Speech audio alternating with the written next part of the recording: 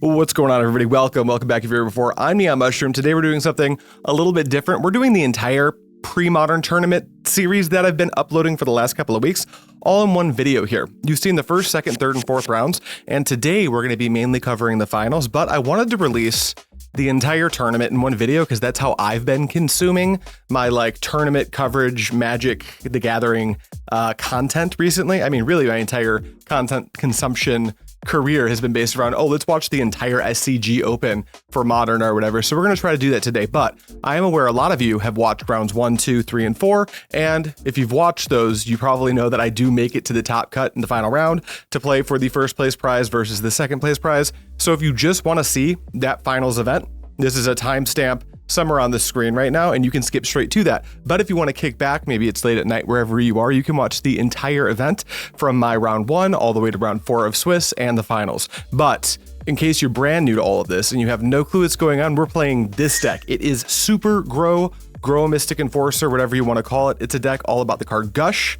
then the card Armageddon, and the card Mox Diamond to tie it all together. We basically want to have a one-sided Armageddon. That way we can develop our threats without our opponent threatening to remove them because they don't have any lands. Our threats are Quirion Dryad, we got Meddling Mage, and our big over-the-top threat is Mystic Enforcer. There's a lot more to the deck, but there's a ton of footage of me playing it on this channel, so you can just search up NeonMushroom or Fluorescent Fungus Gro-a-tog, and you'll see a billion gameplay videos. That's all you need to know. Let's hop into round 1. We're going to be playing against Foley on Reanimator.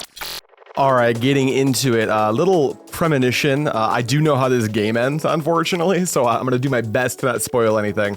But thinking about the matchup with Reanimator playing Gro-a-tog, I am a Swords to Plowshares deck with permission. I've also got Fire Ice in the main to help slow the game down. So I think that I would be typically favored. Please do keep in mind that this is Foley's first time playing the deck, and he has no reps. He just wanted to show up, me hand him the deck, and he just immediately go for it. So that's where we're at here in round 1 of this event. Looks like we draw, but then Foley beats me in the die roll, meaning like the curse is not just limited to this studio. Looking at my opener here from what I can see, I don't remember perfectly, this event was over the weekend, but I think I'm going to keep this. Foley's going to mulligan a hand with absolutely 0 mana sources, which makes perfect sense. You just don't have any action. And trying to take a look at his 6 here, the way we did this, we didn't really want to spend all of our time showing the camera our cards. So when we can see, we'll try, and it looks like we're up to the races with Foley on an Undiscovered Paradise and no turn 1 play, which is not how the Reanimator deck wants to start. I'm going to drop City of Brass. Am I doing anything here with it? That's kind of a weird land to lead off. Sleight of Hand. So that's like a big tell. Not that Foley would necessarily know. He's pretty new to the format. That Gro-a-tog, that I'm even on Gro-a-tog, but that Gro-a-tog plays so many islands because we're trying to gush. So leading on City of Brass is a sign that my hand's not as strong as it could be, but it looks like the card I took off of the Sleight of Hand was a Mox Diamond. And that means I already had the island. Very interesting. Unless I had the Mox Diamond and I took an island, that could also be the case. We have a follow-up of Underground River from Foley, which no turn 2 play is also, unfortunately. Then I'll play my own Undiscovered Paradise. And it looks like I'm going to develop here. I'm taking a life. It's either going to be Q Dryad or Meddling Mage. If I have Q Dryad, I should play it here. And I do. It's a Quirion Dryad. The Reanimator deck known for playing no removal, so I know this is completely safe here. Foley's going to play another Undiscovered Paradise and just pass. Foley, what I think happened here was Foley didn't want to mulligan to 5. I don't think he realized just how capable the Reanimator deck is of mulliganing to 4 and completely winning the game uncontested in some matchups. But that's okay. That's why Foley's playing this deck here. He wanted to learn it. So we're going to trigger the Quirion Dryad with Meddling Mage, and it looks like we're naming Careful Study, which I think is a solid name here. There's 4 different Reanimator spells that I could name, and if I get the wrong one, it doesn't work. Careful Study is one of the best ways to get multiple threats into the graveyard. We attack for 2, Foley draws and passes. Looking at his hand, he's got tons of action, just no way to pitch the card so he can reanimate. I'm going to attack for 4 here. My clock is absolutely raging. Hopefully Foley can at least, I can't quite remember how this game plays out, but I really hope Foley at least gets the opportunity to reanimate a threat. Though looking at my hand, I think I have a Swords to Plowshares at this point, and I develop a second Quirion Dryad, but Foley's draw for turn is Cabal Therapy. So he's casting Cabal Therapy here, and I believe if I remember correctly, I asked him, yeah, what are you naming? And he's like, oh, I'm not targeting you, dude. So he targets himself, and he names either Verdant Force or Chroma. Let's see which one. It's Verdant Force. So he's pitching the Verdant Force. Now he's tapping for 2. There's going to be 2 Undiscovered Paradise triggers at the beginning of his turn, but who cares? Because he's going to Exhume, and I imagine he wants to go get that. Yep, the Verdant Force, which is going to go wide really, really quickly. But at the end of his turn, unfortunately for him, yep, I have it pulled to the front. I have the Swords to Plowshares. I'm not excited to give Foley 7 life, but that is going to trigger both of my Q Dryads, meaning that I'll be able to attack for 1, 2, 3, 4, 5, 6, 7, just straight off the bat, which will undo all of the life gain from the Swords to Plowshares. And I didn't bring enough of my jumbo dice, so we are switching to little mini ones for the creatures. Sorry, I know it's not quite as easy to see on the video. I'm gonna untap. Hopefully I remember to put that Paradise back in my hand. I do. Technically, you should do that before you untap. It doesn't make a huge difference. You just can't make mana with it on the following turn. We'll redeploy, then we're heading into combat for what looks like, yeah, 1, 2, 3, 4, 5, 6, 7. Just undoing the Swords to Plowshares. If Foley doesn't have any action next turn, the game is very much just over. He untaps, returns both of his Paradises to hand. In my deck, that would be a nightmare. That's why we play 1. But Foley's deck has like no mana requirements. He can work off of a very small amount of mana. But he's going to redeploy Undiscovered Paradise, pass to me.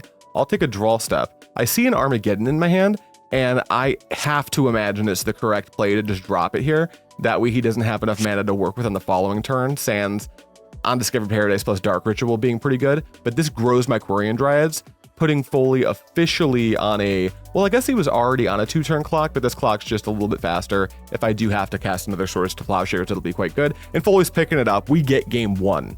All right, before we can get into game 2, we got to talk a little bit about sideboarding. I'm not exactly sure how Foley sideboarded.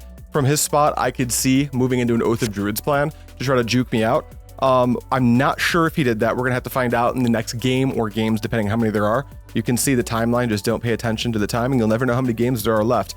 But my sideboard plan is very simple. We are adding 1 Phyrexian Furnace, an additional Phyrexian Furnace for 2, and then a Disenchant to try to juke around the potential of Oath of Druids coming in out of the sideboard, because I know how the deck was built. And then because Foley is literally playing 14 lands, a lot of his mana sources are literally just Dark Ritual and Lotus Petal, we're going to cut our Armageddons. I know it seemed pretty good in that game 1, but I was probably going to win that game no matter what. And if I was going to lose that game, maybe the Armageddon doesn't save me because Foley goes land, Dark Ritual, Reanimate thing. The Armageddon was mostly for the tempo play and to pump my creatures and make it more difficult for Foley to win. But that was a corner case. Armageddon's often going to be very poor in the matchup. We're also just cutting a Sleight of Hand. We have 4. It's just a cantrip, so I don't mind cutting the 1. And that's how we're sideboarded. So let's get into game 2 of round 1. All right, moving into game 2, Foley's obviously going to be on the play. And we did just talk about my sideboarding. There's not very much for me to bring in, but I do have some like killer cards that are much better on the play than the draw. And looking at my opener here, I do believe I wind up mulliganing this. Looking back at it, I think I know where my headspace was. I do have 2 Phyrexian Furnace, which is so good. And I've got a land and a diamond, so I'll only have 1 mana source, but if you have like your best hate card, it's amazing. I did provide Foley's deck, and I know that he's playing Oath of Druids in the sideboard and have no clue if he brought an Oath. So if he has an Oath hand and I keep that, then my hand looks absolutely miserable. So he's going down to what looks like 5, and I am going to 6, keeping what looks like a pretty solid hand. I've got Gush, I've got a couple threats, I think a Fire Ice, pretty solid. And let's see if Foley can keep his 5. Reanimator, don't feel too bad for Foley yet. Reanimator can keep and win with so many different 4s and 5s. All it takes is like 4 cards, land, Dark Ritual, Imp, Reanimate spell, plus the thing you're trying to reanimate. So there's a lot of 5s that just absolutely demolish on turn 1. Foley's gonna lead on City of Brass and open on, what is this, Careful Study or Pimp? It's Duress. He's just gonna Duress me. And I immediately pass him the Phyrexian Furnace. Just like, hey man, you wanna take the card that I brought in from the sideboard specifically to win the matchup? And he does take it correctly, which is very smart. That's a pretty good start for Foley. I'm gonna lead on, I have to imagine City of Brass. I don't think I didn't draw any action spells, so we're not gonna have a turn 1 cantrip or anything like that. That Gush is also threatening to rot in our hand for a while. We're gonna need to draw some islands. We see an Undiscovered Paradise from Foley. He's gonna tap for a blue, and it looks like Careful Study. Yep, he's gonna Careful Study, so he's gonna draw 2 and discard. Any modern sickos will know Faithless Looting. It's the same thing, but it costs a red, and you can flash it back for a red and 2. That's a Neshoba Brawler and a Cabal Therapy, so 2 action spells going to the bin. Which I think at the time I was like, man, that's not good for me, because currently I don't have a Swords. I've just got the Fire Ice. Top decking an island here is very, very good for me. It looks like I'm conversing with Foley about why I'm not going to play Meddling Mage. And I think my reasoning was there's Life Death, Exhume, Reanimate, Animate Dead, all is ways to reanimate. And I can simply name the wrong one with Meddling Mage and get blown out. Undiscovered Paradise returns to hand. Foley plays it back out. It looks like his hand is Putrid Imp. My Pimp altered Putrid Imps, because Putrid Imp, Pimp. And Dark Ritual plus maybe a Reanimate spell. No, we just see the Pimp. It's not a Reanimate spell, it's just a land. And I did remember to actually take a photo of the card so you could actually see it here in the video, which is, I'm proud of it. I did those myself. I'm not great at that type of text alter yet, but I'm working on it. We're gonna play the Undiscovered Paradise back out. And then here, if I don't have any action spells, I feel like I need to develop something. Looks like I have a Q Dryad, which I am gonna develop, which makes perfect sense to me. So we're gonna get a 1/1 going, knowing that Foley cannot beat it. He's already got a Putrid Imp, so if he's playing the Oath of Druids, we're at parity right now. Foley's gonna deploy the City of Brass. Looks like he's just getting busy for 1. I'm not even gonna bother trying to block. I don't have a way to grow my Quirion Dryad out of range, and he's already got action in his graveyard, so that doesn't really matter to me. Me drawing a second island here is gigantic. I might even just go for the Gush right now to try to utilize the mana and get a Meddling Mage into play, make my Quirion Dryad a bit bigger and start the pressure. That's going to be one way we can win this game. Because I only have 4 swords, Foley has way more than 4 ways to put a giant fatty into play. And he's already like 2/3 of the way there. He just needs to draw the Reanimate spell. All right, Gush draws me 2 lands. The Quirion Dryad gets a little bit bigger. And then I've got Mana Flood. I'm showing Foley. Those Alter Gushes are going to be prizing for the championships, which I am going to try to cover on this channel very shortly. They're coming up the 23rd of this month. I play Meddling Mage. I do remember what I named this one. It's going to be Exhume, because that's the highest upside. Foley loses the least amount of life. It's the easiest Reanimate spell to just be the best. So we're going to name Exhume. That way, if he draws like a Reanimator or something, at least he has to lose a bunch of life to reanimate something. And looking at his hand, yep, he does actually draw the Reanimate. So he pitches a Chroma, Angel of Wrath, the Putrid Imp, to give it flying. And then he's going to reanimate the Achroma. Or I actually don't know if he's going to reanimate Achroma, because he's going to lose 7 or 8 life. It might be better to hit Nishoba, Phantom Nishoba, which makes a lot more sense here. And I know for a fact that at this point in the game, I don't have the Swords to Plowshares, which isn't ideal. Foley's going to get in for 1, because he's not thresholded. I believe he has 5 cards in the graveyard right now. I'm going to untap, take a draw step. Now I've got this Fire Ice, so I can play a tempo game with Foley for a couple of turns here. We're going to play out an island, and it looks like a Portent targeting myself, triggering Quirion Dryad. So that thing's also getting pretty big. And I show Foley Q Dryad, Meddling Mage. None of those cards save me from the current board state. So we're going to shuffle. We'll have a delayed trigger on Foley's upkeep. Then I think we're just kind of forced to pass the turn. I don't have an attack. That Nishoba Phantom is just, the Phantom Nishoba is just there. Foley's gonna untap, return the Undiscovered Paradise, draw, play the Undiscovered Paradise, head into combat, and I'm gonna stop him, which makes sense. We're gonna cast Ice, I have to imagine, targeting the Phantom Nishoba, triggering the Quirion Dryad, meaning we have good combat next turn. And in my hand, I don't currently have any action against the Phantom Nishoba. I'll have to draw Swords to Plowshares or another Fire Ice or something like that, and we are also going backwards on land. We're gonna get that Undiscovered Paradise back into our hand. We take a draw, and it's a Fire Ice. Okay, so we've got another turn of playing the tempo game. We'll play out an island, meaning that if, and I played an island that wasn't the one I showed Foley on the spell ground, which is not ideal. Then we'll attack for 5, 6, 7. Foley takes a block, which makes sense because that's damn near lethal. If I had any spell, he would just die on the spot. Looking at the fact that I have Fire Ice, I should have actually just fired the Putrid Imp and connected for lethal. I wasn't even thinking about that. I remember being pretty scared of the game state at this point. So I was also probably tunnel visioned on just tap the Phantom Nishoba, but I could have killed there. We do deploy Phyrexian Furnace, which is a little bit late, but it's there. Foley's gonna go to attacks, and I don't even ice.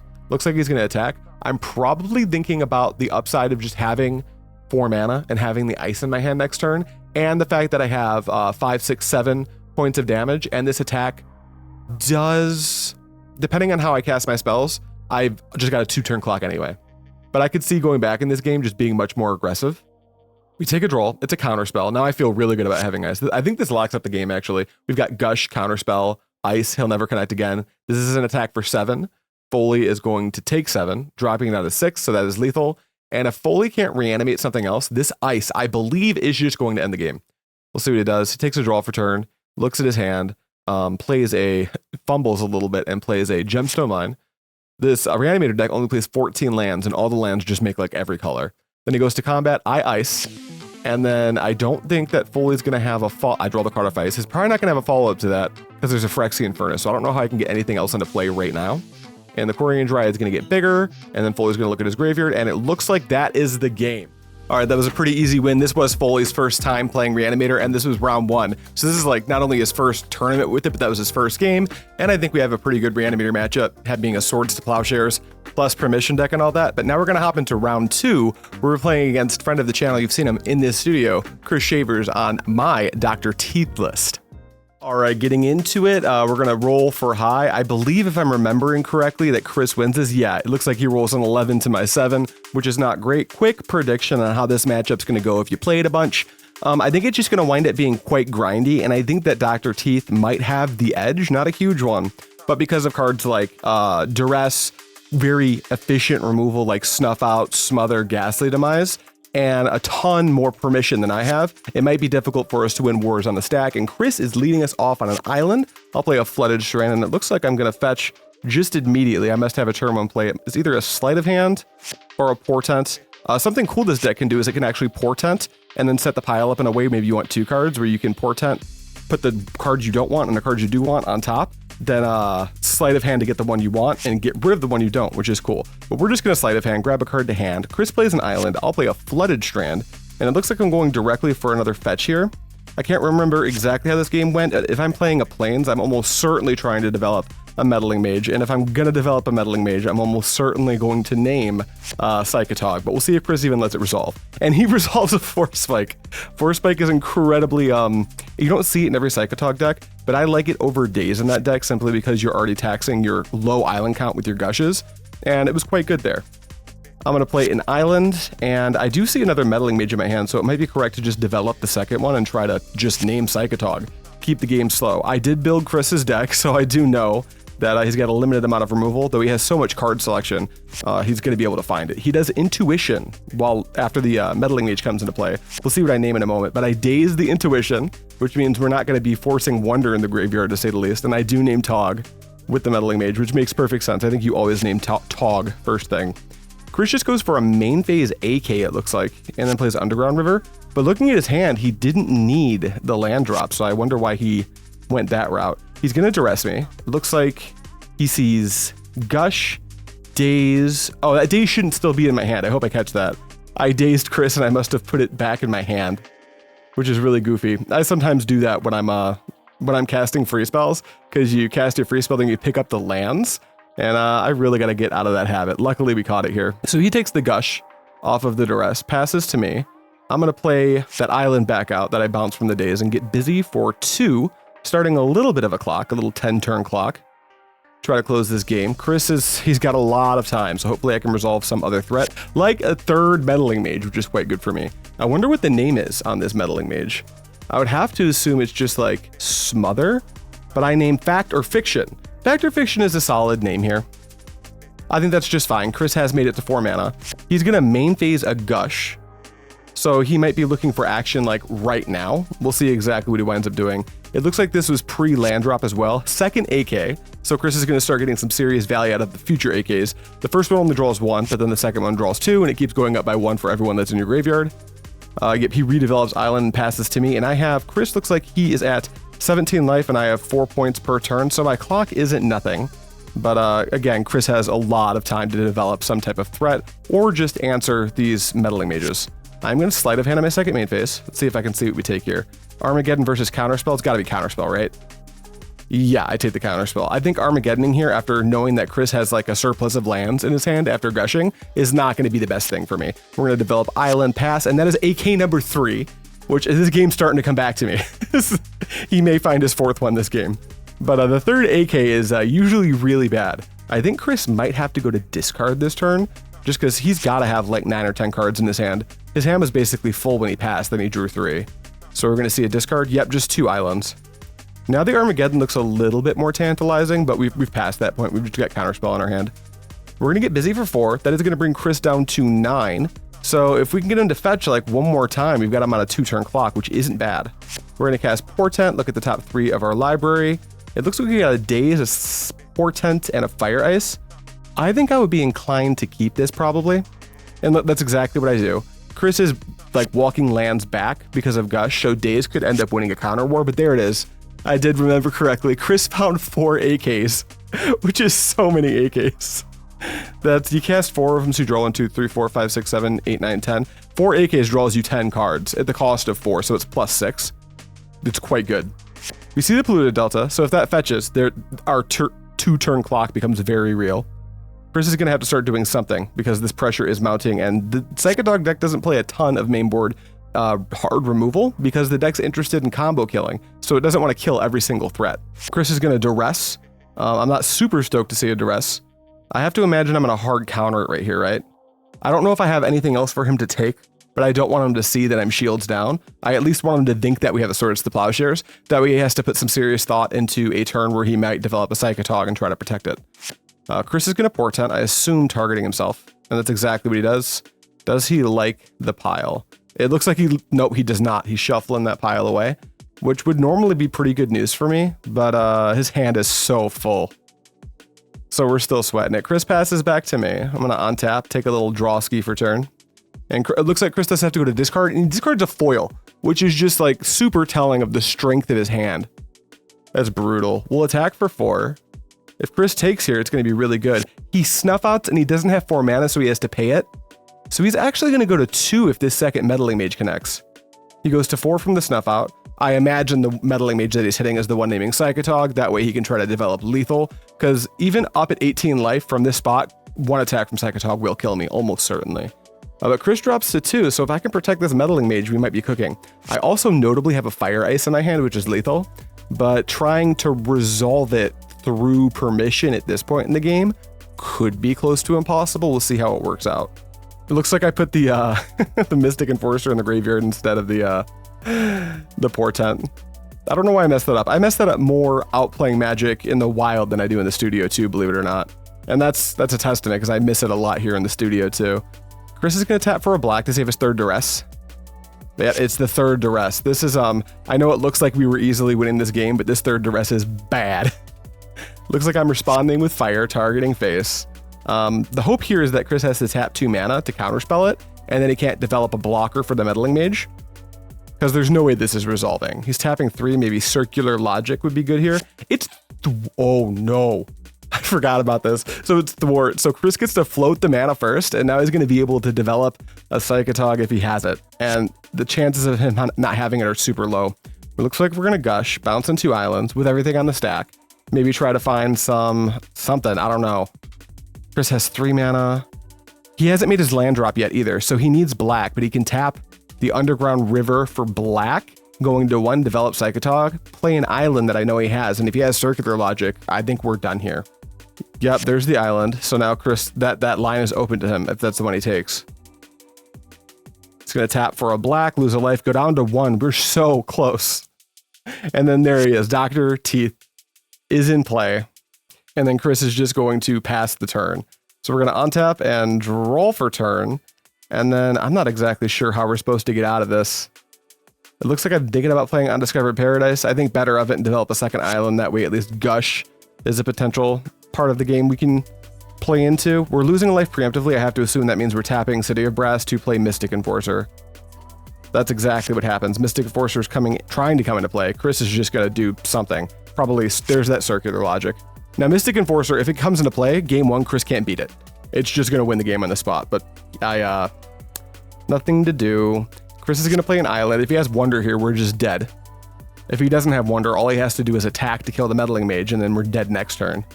Very spooky. And then it's behind where I'm at on the image right now. I think I already know I'm dead, because I'm looking at my sideboard cards like, what are we doing here in this matchup?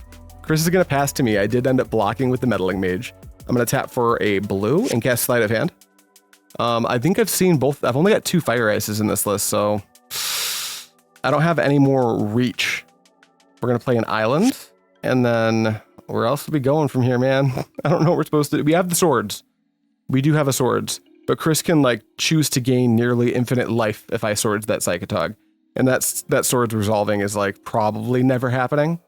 I declare no blocks. That Psychotog turns sideways. So the quick maths for Psychotog is each card in your hand is worth 1.5 points of damage, because after you discard it, it's worth half a point from the graveyard.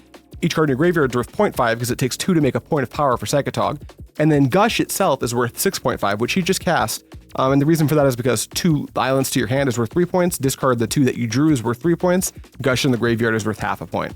So here at the low life of 16, I'm dead. Oh, and this is one of my favorite bits. We just changed the Psychotog because my buddy Al, who does these crazy cool altars, came in and he made me, personally, just for me, a new mosaic altered Psychotog, which I'm really excited about. Now I've got 2 of them in my Dr.Teeth deck. Yeah, Chris is counting it out. That's 3, 6, 9, 12, 13 from Psychotog.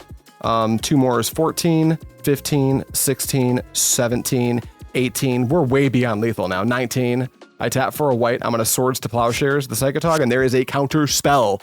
All right, we've lost the game. We're going into game 2. All right, very quickly before we can get into game 2, we got to talk a little bit about sideboarding. Chris is playing a deck that cares about the graveyard, not in a way like round 1 where Foley was playing Reanimator, where I can like play a Phyrexian Furnace and it might win me the game, but we are bringing in 1 and 2 Phyrexian Furnaces.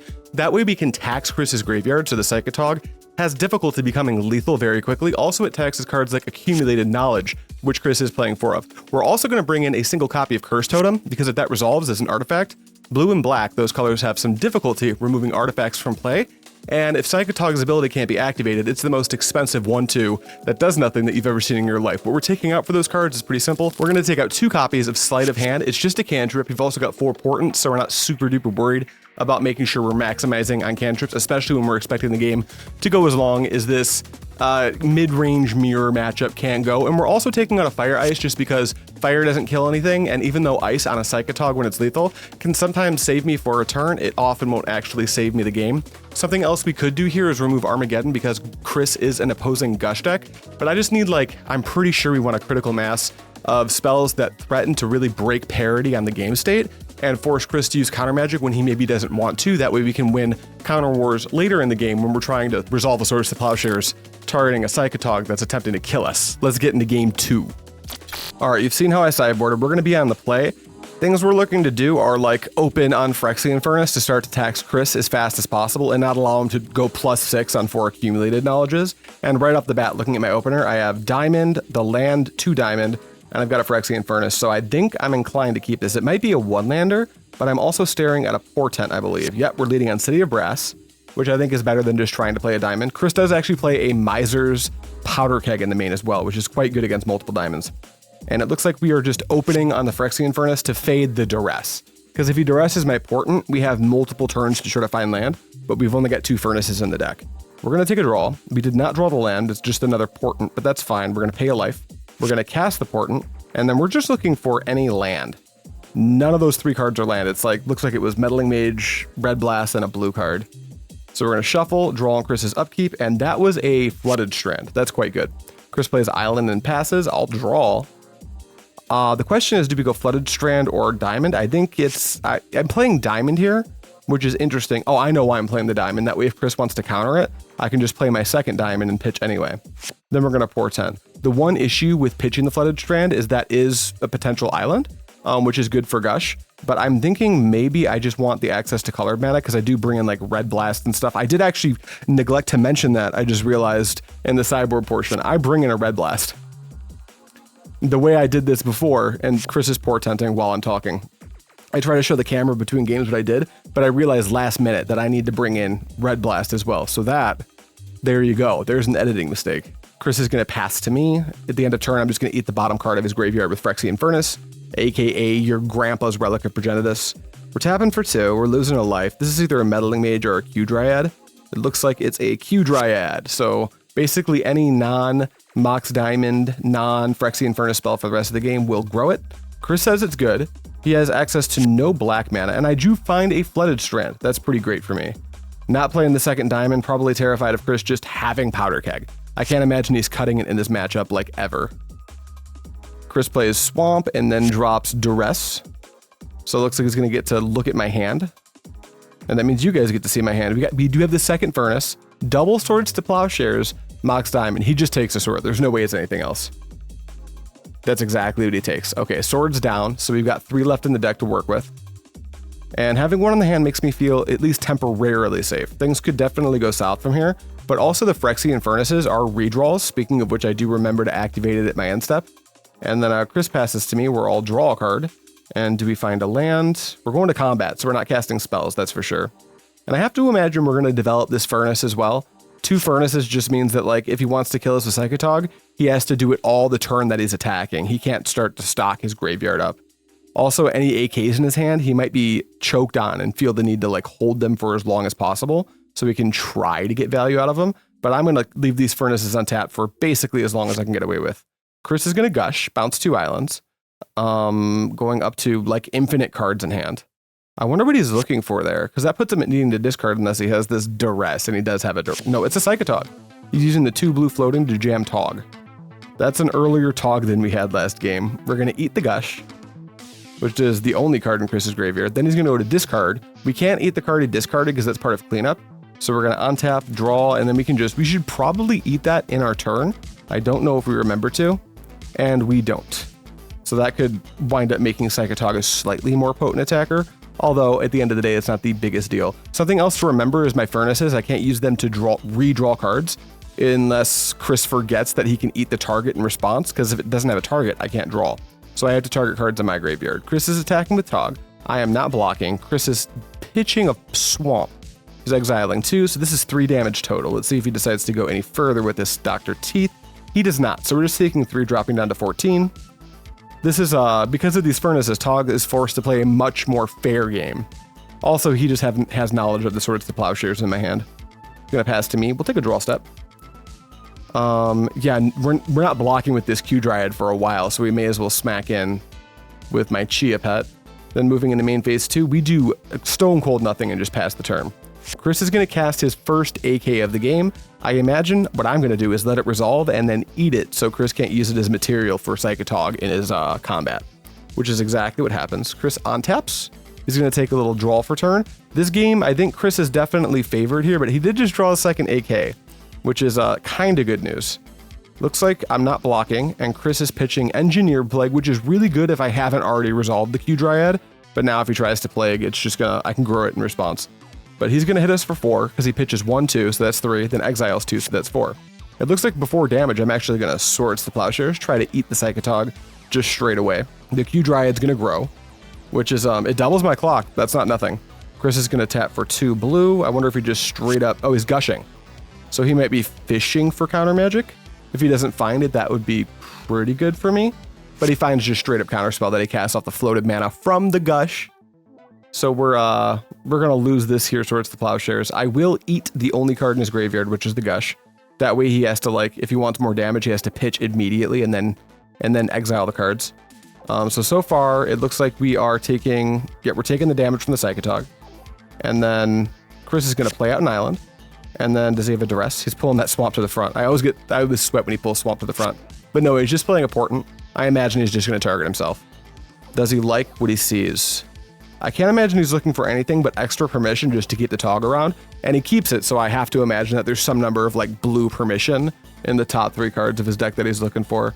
I'm gonna fetch, dropping to 9. This Psychotog is now within lethal range. I believe Chris is gonna go up to 6 cards after he draws from Portent, then 7, which is good for 7, 8, 9, 10, 11 and a half, 12. Yeah, easily lethal. So now I have to really sweat my position here. We'll untap. And then at some point I'll untap that Furnace. I do believe I remember to. Yep, there it goes. Perfect. And then we're going to play a Mox Diamond, pass priority. Chris is just supposed to let this resolve, and he does. So we'll pitch City of Brass, a card we just do not want to have him play at all. I'm passing, meaning I think I'm gearing up to block with my Quirion Dryad. Chris is going to AK. And unfortunately, oh, and it looks like I cracked my Furnace on one of my cards as well, just looking for some action. I don't want to pop this Phyrexian Furnace on the AK right now. What I can do is if he goes to cast another one, I can eat the bottom, then I can target it. And he can eat it with Tog, but that's fine. So it looks like I'm going to go ahead and Furnace Chris now. He's going to pump Tog in response, but does he know? Yeah, I mean, I'm going to get the accumulated knowledge anyway, but Tog is a 2/3, and I'm electing to block because I don't think I have a Swords, and I am just stone cold dead if that thing connects. Although Chris might not know that. He has to know for a fact I don't have a second Swords to Plowshares, and he might not know that at this point. It looks like my hand is just full of mana sources, which is not great. We're playing a Mox Diamond. Looks like we're pitching another City of Brass, and we're playing an Armageddon. Armageddon's definitely an interesting choice here because those lands will pump the Tog. Chris is going to Intuition in response. He might know that. Looks like he's Intuitioning for 3 black sources, Polluted Delta and 2 rivers. I'm supposed to give him a river here because if I give him the Delta, he can play it, crack it, and that's worth 0.5 points of damage. So it's actually slightly more damage for the Psychotog if I just give him the Underground River. And he lets the Armageddon resolve. But looking at my hand, all he has to do is attack, right? Like, he just attacks, full sends in on the Psychotog, and we're done. Yeah, we're going to eat the bottom before passing, and he's got 5, 6 cards. And I'm going to crack my Furnace, targeting his Intuition. and it looks like he's gonna let it happen and I'm gonna draw. I think I made the statement at that point where like, you remember that after it resolved, like, yo, you can actually exile it to the Tog, but he's like, nah, I just want the 0.5 points of damage in my graveyard. And then we count it, handshake, brutal. Chris absolutely demolished us.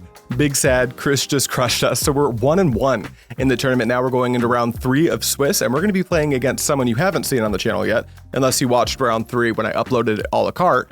It's Josh Ballard's Dead Guy Ale. He's got quite a different take on the deck. He's playing cards like Phyrexian Furnace and Animate Dead, but it's kind of a fresh take on the deck, and Josh has been making the regular cut to top 8 and top 4 for a few of the recent events as well in this series, so it should be a pretty good game. All right, let's get into it. We're starting with a high roll, obviously. That's the way we do it at these pre-modern meetups and everywhere. I've never really loved odd even, and it looks like we are losing this roll if I'm not mistaken. It looked like we saw a really low roll to a 7, but we'll have to find out.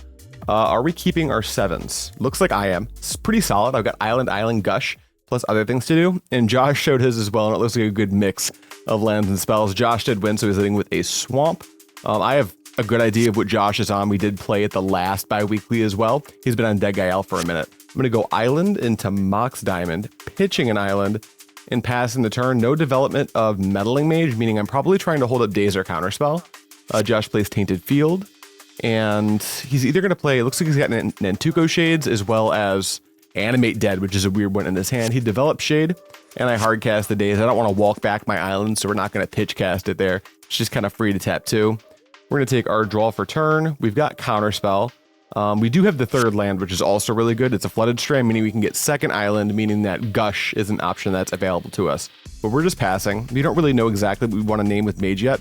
I guess Vindicate is like always a generically good name, but there's also Source to Plowshares in this matchup. Josh is going to duress us. We're not going to have a response, so we're going to show him Counterspell and Gush as his targets. I could see a defense for taking either one, but Josh looks like he's going to take the Counterspell here. I still have the Gush, but it's going to walk me back in mana, and these black mid-range decks that can utilize like Phyrexian Furnaces and stuff are really good at like going long with us. And speaking of Phyrexian, not Phyrexian Furnace, but Phyrexian Arena, Josh plays that card out, meaning he's going to draw an extra card every single turn after 2 turns, because the first card you draw replaces the Furnace, and then and he did Dark Ritual, so the second turn he's also going to be replacing the Dark Rit. By his third turn he actually starts buying cards. I'm going to tap for 2, I'm going to return 2 islands, and I'm going to Gush. I haven't made land drop for this turn, so I'm probably going to try to Meddling Mage. It looks like the cards that I draw off the Gush are Island, which is not very good for us at all. So it looks like my hand is 2 Meddling Mage, a Q Dryad, and a bunch of islands, meaning I basically have to develop here, and it looks like I'm going Meddling Mage. I think the correct name here is Vindicate, but I do know what we named in this one, and it's actually Hippie. It should have been Vindicate looking back at this game, because Josh is about to start drawing an extra card every turn, and cards like Vindicate start to act a lot like Time Walks if he can start to hit my diamonds or my lands, things like that. Like, I think he actually has a Vindicate in hand right now, and it looks like he's casting it. Has to be on the diamond, right? Yep, diamond's gone. So now I'm locked out of my other colors besides blue, and my deck is kind of Wooburg. I do a little bit in every single color. We're based like Bant or blue-white, but we do something in every color. And there is the Dark Ritual into Animate Dead, bringing back a Nantuko Shade. Not the strongest creature to bring back, but it's just a source of pressure. Josh has the mana advantage right now, and I don't have any removal, so I actually don't mind this play from Josh, especially since he's going up 2 cards every single draw step. We're going to, let's see here. We can't, oh, we draw a City of Brass, so we can actually develop either Meddling Mage or Q Dryad. We should probably develop Q Dryad here, which would make the most sense. That way when we cast Meddling Mage, we have like 6 power in play, and then we can try to race the clock of, well, he doesn't really have a clock yet, but he's got his own clock in Phyrexian Arena. So if we can start attacking him and making it harder for him to draw cards, that's great. Josh does draw another Vindicate. This one has to hit City of Brass. Yeah, he's just choking me on colored mana, and over the course of the long game, he's just going to grind me out on cards, which is going to be really, really difficult for me to beat. I'm going to Sleight of Hand. Solid top deck here. It grows the Q Dryad. We see City of Brass Island. We'll take the City of Brass because we need to find our colored mana that Josh keeps locking us out of. Then we're going to combat because the biggest that Nantuko Shade can get is a 2/2 because Animate Dead is shrinking its power. So this is a safe attack. If he blocks either one, we're pretty happy that he just doesn't have a threat in play. And we also need to get the clock going. Josh draws 2, and they're both Gerard's verdicts. This game is slowly coming back to me. I think he's just supposed to dispatch both of them now, and he does. So here's the first one. We're going to pitch 2 islands, letting him gain 6, which is really good when you have a Phyrexian Arena in play. Tap 2 more, lose a life to the caves, and then Gerard's verdict me again, and there goes my entire hand. And now it's just me, my 2 buddies, Josh, his Arena, and that Nantuko Shade, who if I don't draw a removal for, will just outclass everything that I'm doing currently. We take a draw, we tap 1, and it's important. As far as top decks go, that's about as good as it's going to get at this point, because Gush doesn't even let me convert here.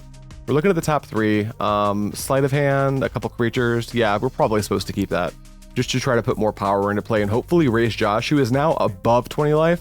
This attack luckily brings him down to 16. He'll go to 15 when we go into his upkeep, and he draws off of that Phyrexian Arena.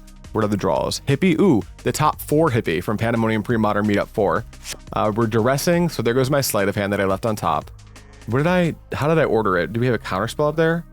I didn't get a good look at it, but I probably ordered it in a way where the money spell is the second card. That way, if he does draw duress, he doesn't hit like the spell I'm really looking for off the Portent.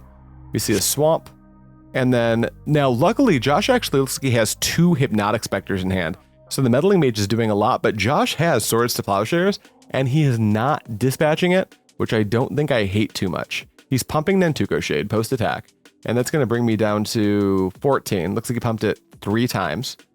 And passes to me. I'm going to attack for 5, and now Josh is going to use the Swords to Plowshares. Is he going to hit Meddling Mage or Dryad?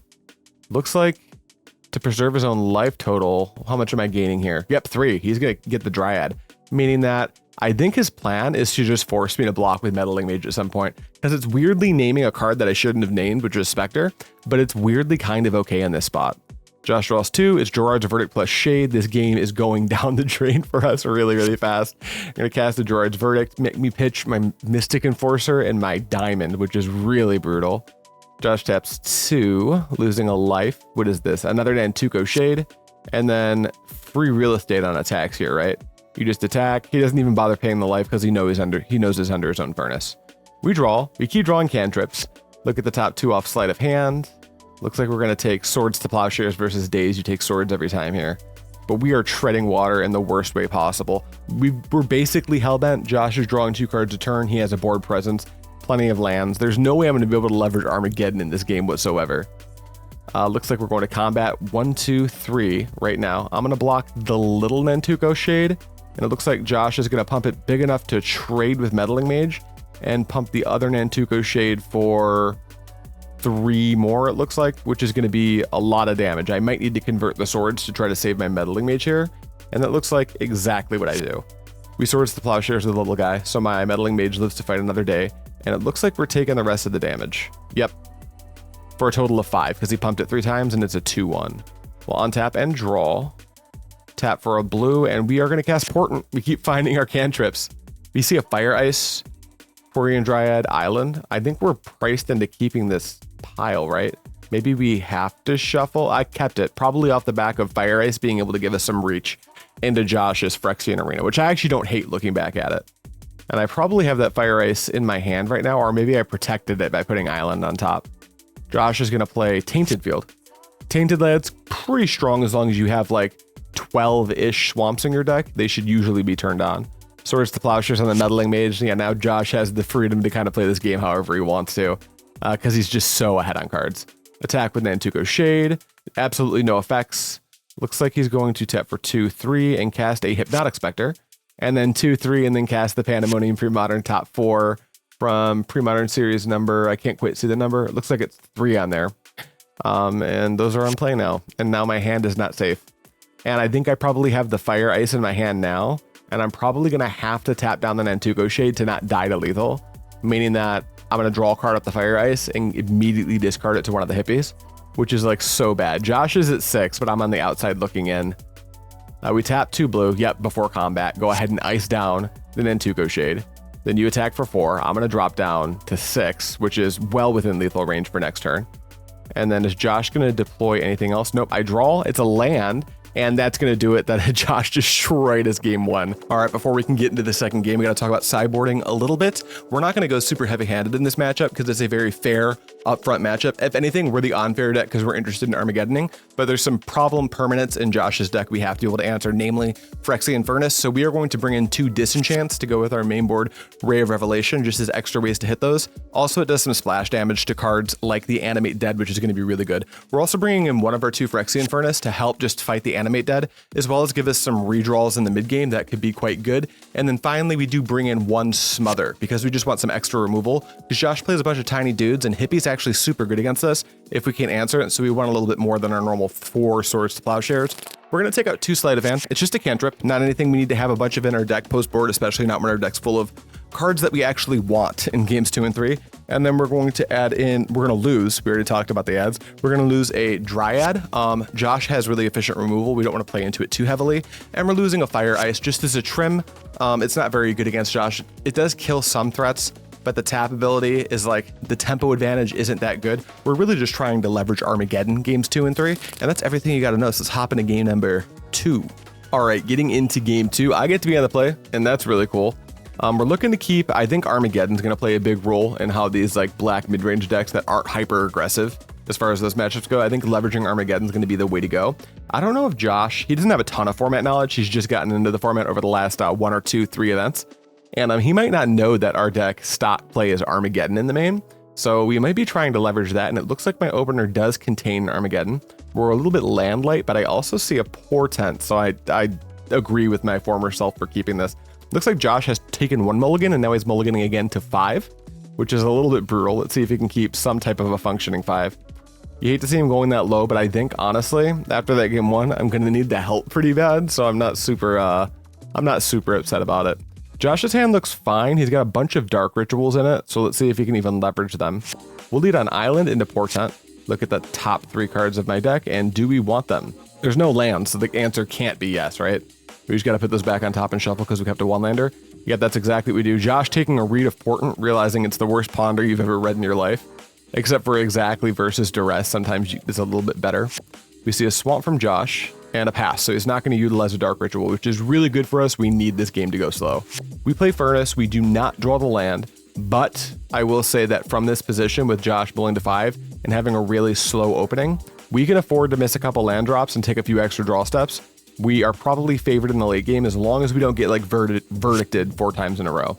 We see a duress. Now the cat's out of the bag. Josh sees my Armageddon. You guys get to see my whole hand. And there's 2 Armageddons, Swords to Plowshares, Ray of Revelation, Meddling Mage, and a Counterspell. And Josh does take the Counterspell, which makes the most sense. I don't even have a single blue Swords. Counterspell is like the first spell I'm really looking to cast. I guess I could like just naturally cast a Meddling Mage, but if I name Swords, then like the Swords in my hand is pretty dead, which can't be good for me. We get lucky. We draw our second land. It is a Flooded Strand. So here we have no Gush. So we're still just kind of sitting here playing Drago, but we've got this Furnace. We saw the Animate Dead in game 1, so we can keep him off of the ability to do that, and he's going to Dark Ritual.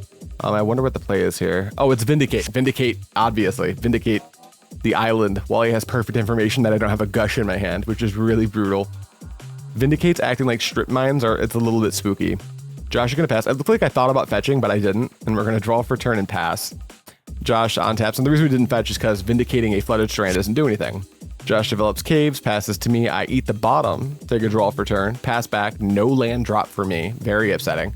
Looks like Josh draws and plays. That's a Nantuko Shade.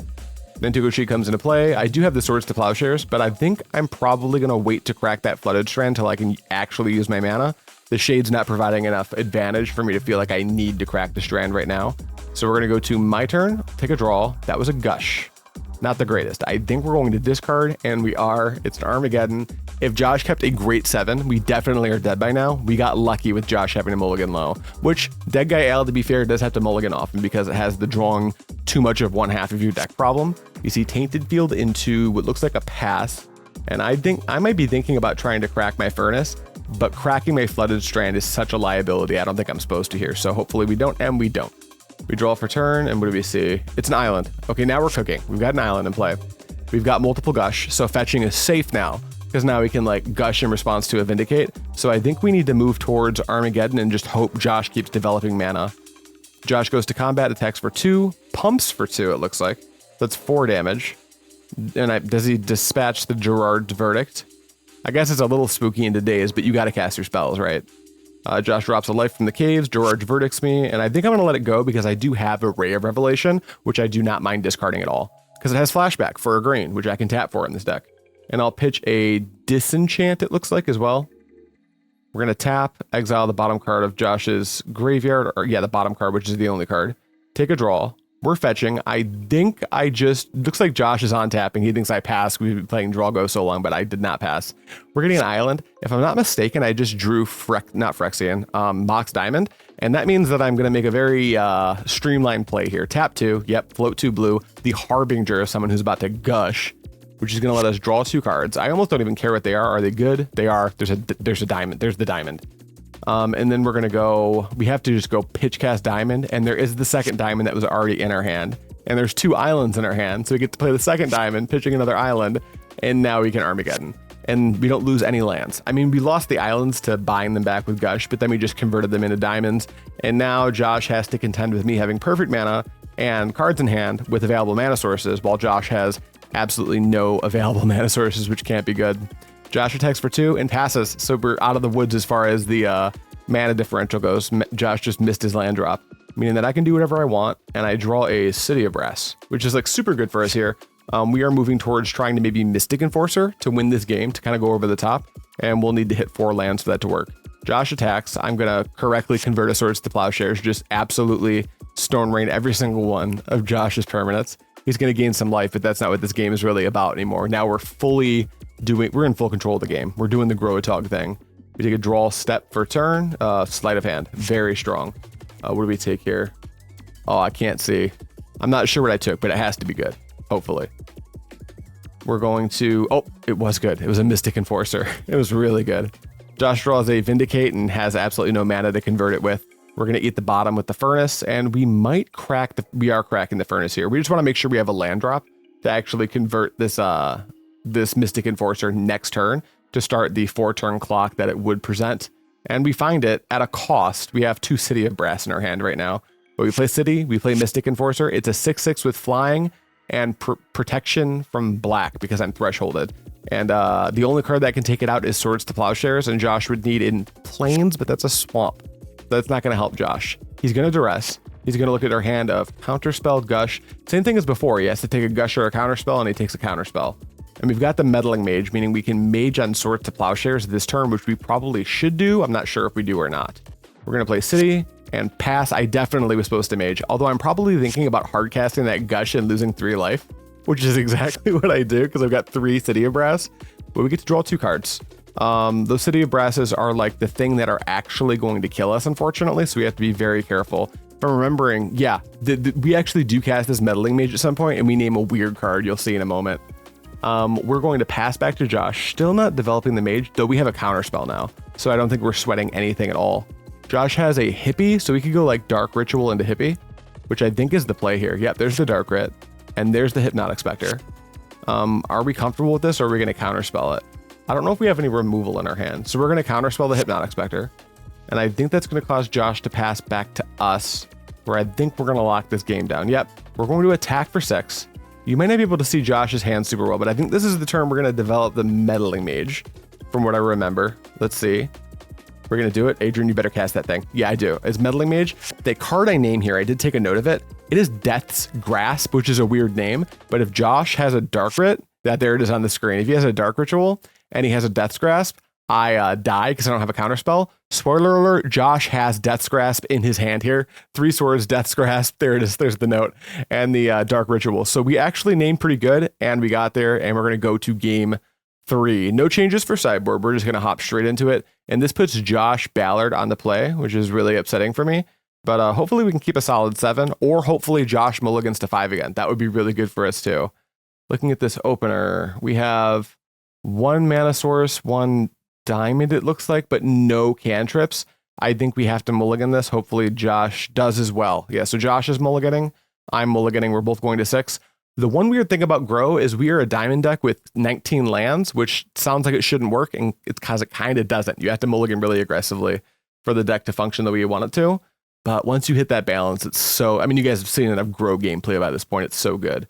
This hand has a bunch of City of Brasses, but it's 3 mana sources and like spells. So I think we have to keep this, and we're shipping a City of Brass, which makes the most sense to me. We do have the Armageddon, which is really good because we're probably going to try to take this game down the same way if Josh lets us get away with it. And Josh is putting his card back as well, and he has a great mix of lands and spells. Perfectly serviceable Dead Gael hand. Hopefully this is a sweet game. Josh plays a swamp. Pass to me. I'll take a draw step.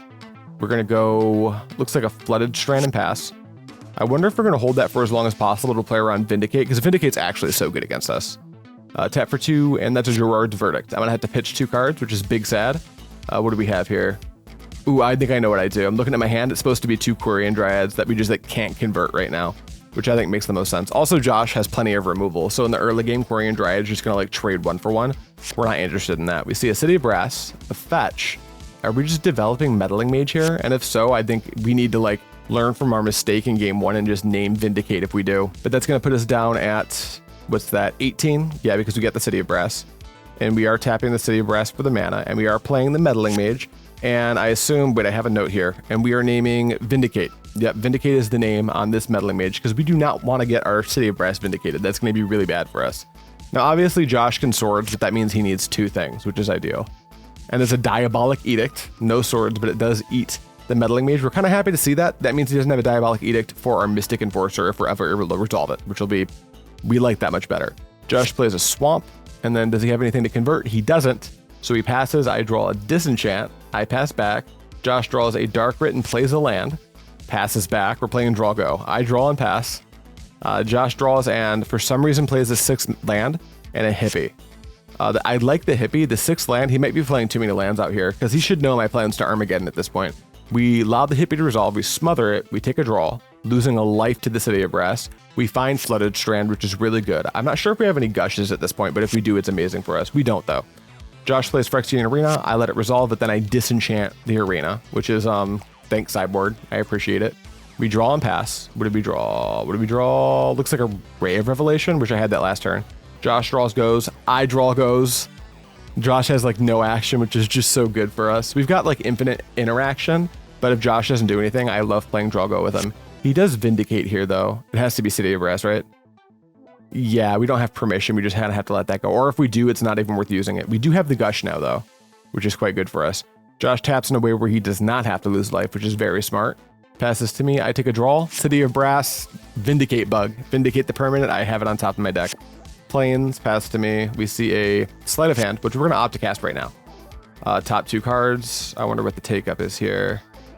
There we go. It's a Counterspell. That's really, really good. Josh is going to Gerard's Verdict. Is that even worth the Counterspell, or do I just pitch a couple cards? Yeah, we have the Ray of Revelation. That's so good for us. Ray plus Disenchant, it looks like, are the discards, because we already answered one of Josh's Phyrexian Arenas. We'll take a draw for turn. Then we're going to fetch. It looks like we're setting something up right now. Fetch for an island.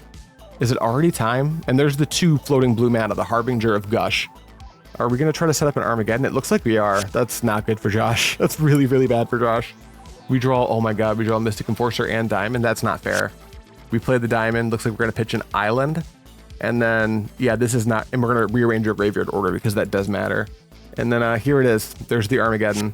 If I'm remembering correctly, Josh does bring up, why did I play so many lands? That was so goofy. But it's easy. You're, as Magic players, we're just taught play your lands. This is the weird spot where you shouldn't. There's an island as my land for turn. So I've got an island up, doesn't really do anything right now, but Josh doesn't have lands and he passes to me. So we're gonna play Flooded Strand, and now we're just moving towards Mystic Enforcer for the win. If we can find a Meddling Mage to name Swords to Plowshares first, that'd be ideal, which I believe was our draw for turn. So it would be a pretty good play right now to Meddling Mage, and look at my note. Swords to Plowshares is the name off that Meddling Mage. That's really good. Josh draws a Plains. I imagine he passes to me. This deck doesn't have any plays for Plains. We draw Counterspell, which is great. We're going to fetch. It's got to be an island and then Plains, hopefully. Plains. It's going to be Mystic Enforcer, I'm sure of it. And Mystic Enforcer should close this game up. Mystic Enforcer plus Meddling Mage together is 8 points of damage a turn, so it's actually a 3-turn clock, which is so fast. After the turn you cast it, obviously. Josh takes a draw. It's a Cursed Scroll. Saw that off the top, he played it. Curse Scroll is interesting. If he finds his 3rd mana source, he can actually Curse Scroll the Meddling Mage, and then maybe swords the Mystic Enforcer, which would be quite good for him. We take a draw, we go to combat, that's 6, 7, 8. So Josh is on a 2-turn clock from here. We play a basic island and pass. Josh draws. It's just a hippie. That's not going to be good enough, unfortunately. I don't see a single play he can make. He's just going to pass. I draw. I attack for 8. Josh goes to 2, which is a really low life total. And I have permission in my hand. Guys, I think this game's just completely wrapped up. Josh draws Duress, and he shows the swords, but Meddling Mage is naming swords. I show him my swords, but I don't need my swords, and he does. So we get there. We got there, but if you didn't get enough of the Portent Gush Island mirror match in round 2 with Chris, we're going into round 4 where we're playing against friend of the channel, Kevin DeCoste, and he's playing Stasis. There's probably like maybe 30, 35 cards of overlap between these decks. The game should go quite long. Let's get into that round. All right, we're going to hop into the first game, and we're going to start as usual with a high roll. I roll 4, Kevin rolls, hopefully Snake Eyes, but that Pandemonium symbol is a 6, so he rolls a 7, meaning that Kevin gets to be on the play. This matchup, play draw, is kind of important because it's a Daze mirror match, so that's going to come up. Taking a look at my opener, it looks like we've got a bunch of spells, some more spells. Looks like 1 land with a Mox Diamond. That's not going to... No, it's no lands with a Mox Diamond. We absolutely cannot keep that hand. We can't even pitch cast the diamond. Kevin's also going to mulligan. It looks like he's just got like no action, and 1 Forsaken City is his only land, which you can't really keep if you're on Stasis. So we're going to take a look at our 6, which is a couple islands, City of Brass, some permission, Mox Diamond. We're for sure keeping this. If I had to guess what we're supposed to pitch, it's either City of Brass or a basic island. For color purposes, I could see doing an island because I don't have a Gush. I wonder what I go with here. It looks like I'm going with City of Brass, which is defensible. You don't want to lose a bunch of life. Kevin opens on Island straight into Black Vise. We did mulligan, so we're only going to take 2 off of the Vise. If he did mulligan, it would have been a full-on bolt. We'll play an island. It's got to be Mox Diamond. We want to get our hand size down as low as possible. We're going to pitch an island to the Mox Diamond, and we have our first turn 1 Meddling Mage. I think I know what we name. I'm pretty sure it's Stasis, but looking at my notes, it sure is Stasis. I think I'm going to write it on the board for you. I probably don't need to erase it. I think every first Meddling Mage, for the most part, will be on Stasis. Kevin's going to drop an island, and I can't imagine he's got very much unless... Nope, I named Stasis, so he can't even cast the Stasis in his hand. So he passes back to me. We're going to take a draw step. It looks like we got access to a Gush, which is pretty nice. We're going to play island, get to combat, attack for 2 with a Meddling Mage, start our little clock. It's a slow clock. We really want a slow clock. We really want a Quirion Dryad, but we don't have that yet. We see an island from Kevin. There's going to be a lot of playing islands and passing the turn from both sides. It's a blue mirror. We draw, go to combat, attack for 2. Kevin takes it and drops down to 16. Then we're going to play a Portent, I imagine targeting ourselves. Take a look at what we see. We got a land, a Q Dryad, and something else. Portent.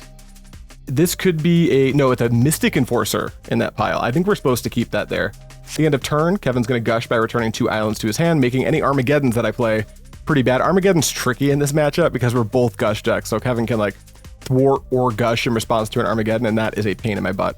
Kevin draws, plays a Forsaken City, and I imagine he just passes here. We've still got that Meddling Mage in play, so Kevin can't even develop a Stasis. I'll untap. We're going to not take any damage because we're at 4. It looks like I moved to take a damage, but it's an excess of 4 for the Black Vise, so we're good to go for this turn. We'll play a Sleight of Hand, my cantrip of choice in this deck. I wanted to try this over Opt for this tournament, and I see Mystic Enforcer and Meddling Mage off the Sleight of Hand. We're taking the Meddling Mage for what I hope are obvious reasons. Go to combat, attack for 2, keep our clock going, take Kevin down to 14. This clock's pretty slow though. You need to develop something else, otherwise Kevin will just eventually find a way to remove our Meddling Mage, and that's going to be problematic. It looks like my fix to that is to start with a Gush. We'll float a blue mana, and Kevin is going to, in response, looks like Chain of Vapor. I think he decides against this Chain of Vapor, because we're in my main phase and I've got a blue floating, so if he taps down to 1 in Chain of Vapors, I can just reestablish the Meddling Mage, and I think Kevin notices that as he goes to actually cast the chain. I'll play an island, and I'm going to use my floating blue mana. It's got to be time for Meddling Mage number 2. This one would name Chain of Vapor, so I imagine Kevin's going to have some type of response for this, because he knows. He knows what the Meddling Mage names are, and it's a counterspell. So we're not going to get that Meddling Mage, unfortunately, because it doesn't look like we have a Daze in our hand, which is a bummer. We're just passing the turn back to Kevin, so Kevin's going to untap his island. Is he going to pitch a card to untap the Forsaken City? He is. It's an island. Kevin's got plenty of islands in his deck, so he doesn't mind losing one to get the mana up front, especially since he probably wants to go Chain of Vapor and Stasis in this turn cycle. He starts with the Chain of Vapor on my Meddling Mage. I still don't have Daze, so it looks like that Meddling Mage is just going back to my hand. Then there it is, first Stasis of the game in the Stasis matchup. I don't think I have any action against this, so we're passing to me, and I'm going to take 3 damage to this first Black Vise because I have 7 cards in hand. And now that Stasis is in play, it's going to be really hard for me to unload my entire hand. I'll play an island, and do we have anything to do with any of that mana? Blue's hard to convert at sorcery speed in this deck. Looks like Kevin's just going to Gush at my end step because I'm not doing anything. Returning 2 islands, I'm going to Counterspell. Now, the interesting thing about this is Kevin's fine with the Counterspell because now Kevin has islands to play every turn, so he can keep feeding his Stasis without pitching cards to the Forsaken City to untap it to pay for the Stasis, which is really good for him. So we have to go to my turn, where I have excess of 2, so I'm at 6 cards in hand, so I take 2 life. We're going to draw an Armageddon, an uncastable spell, play an island, so at least I don't take 3 next turn. And then Kevin's turn, we're not doing anything at end step, we're paying for the Stasis. Tap island, pay for Stasis, play this island, probably pass the turn, then use that island to pay for Stasis on the next turn. This is the Stasis lock if you're not familiar with how the deck works in Premodern. I'll take a draw step. I'll play an island. I've got a diamond. I wonder if I just we play the diamond out here simply, if for no other reason, so we don't die to the black vice quite as fast. Kevin looks like he's cool with it, and I think that might be all that I have. Yeah, we pass. Kevin's gonna pay the blue, keep me under the Stasis, take a draw for turn. And I don't know if my hand size is big enough to take any damage, but I will just keep drawing cards, so that black vice is huge inevitability. Kevin passes to me, we draw, we take nothing, but we've got 5 in hand, so we're gonna start taking damage to this black vice on the following turn. We're gonna pass to Kevin, who looks like he's gonna untap the Forgotten City and pitch a Impulse to it, and then tap it for blue to pay for the Stasis. Take a draw for turn, and then it looks like he's missing land drop, so now he's locked in with me, but he likes doing nothing, because the black vice makes it so I die when nothing happens, which is bad for us. I pass, Kevin pitches a card to the Forsaken City, taps it, he's gonna keep doing that. He'll draw for turn, it's not an island, so it looks like he's gonna keep passing, and I have 6 in hand now, so I'm gonna go to 8, I think, unless I have something at end step. Nope, I don't. I dropped to 8. This black vice is doing its job very, very well. I have 7 in hand, a diamond with nothing to pitch, so I'm not going to play it out. I'm going to pass.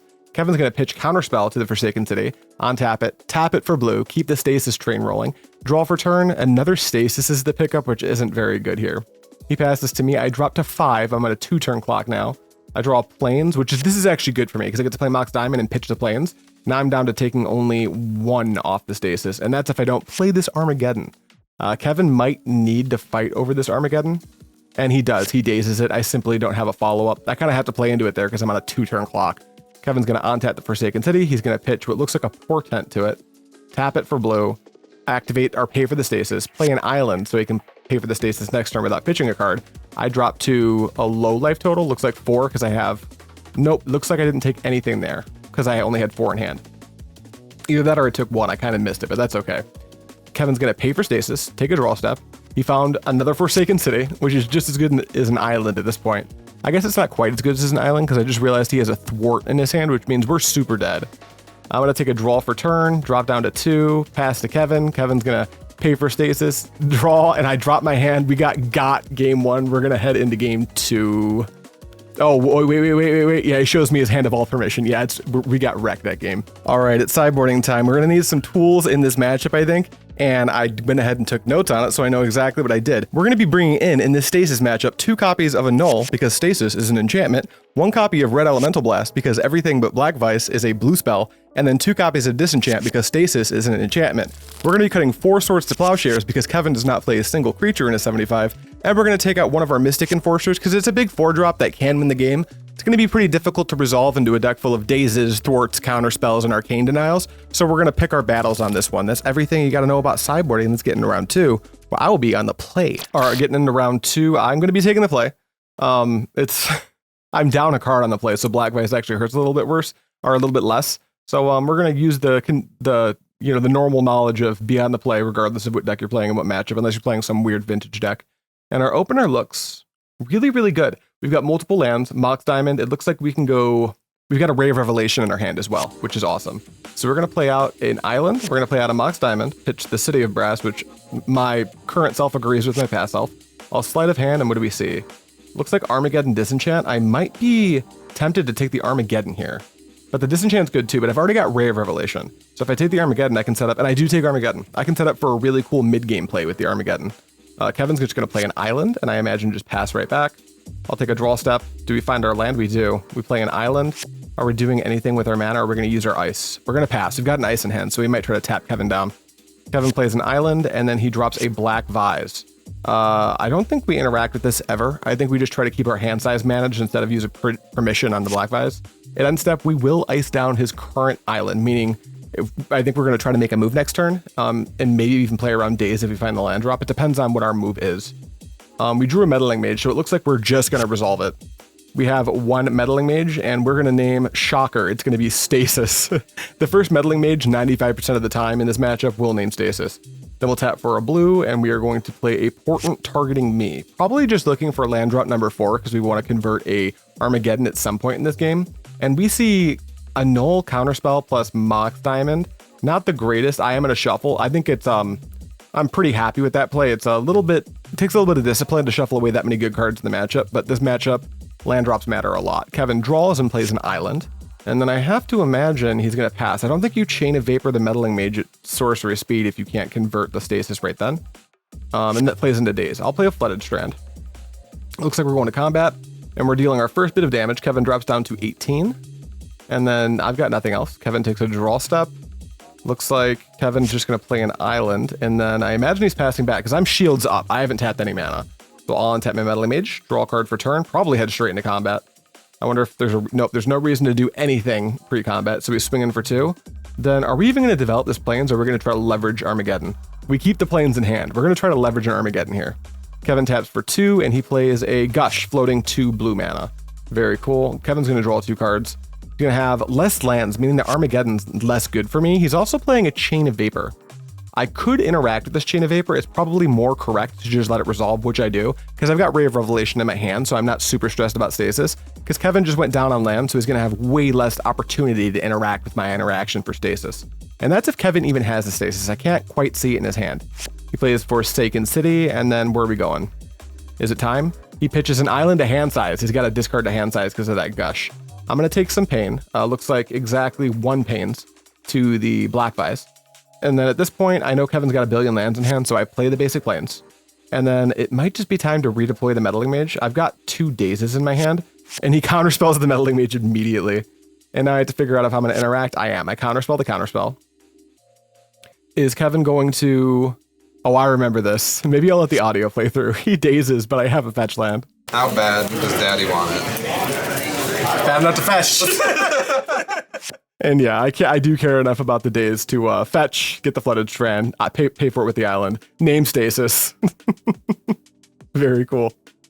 And then we pass the turn. Kevin draws for turn, plays an island, and we're ahead now. You know, we converted our counterspell here. We got a Meddling Mage back in play.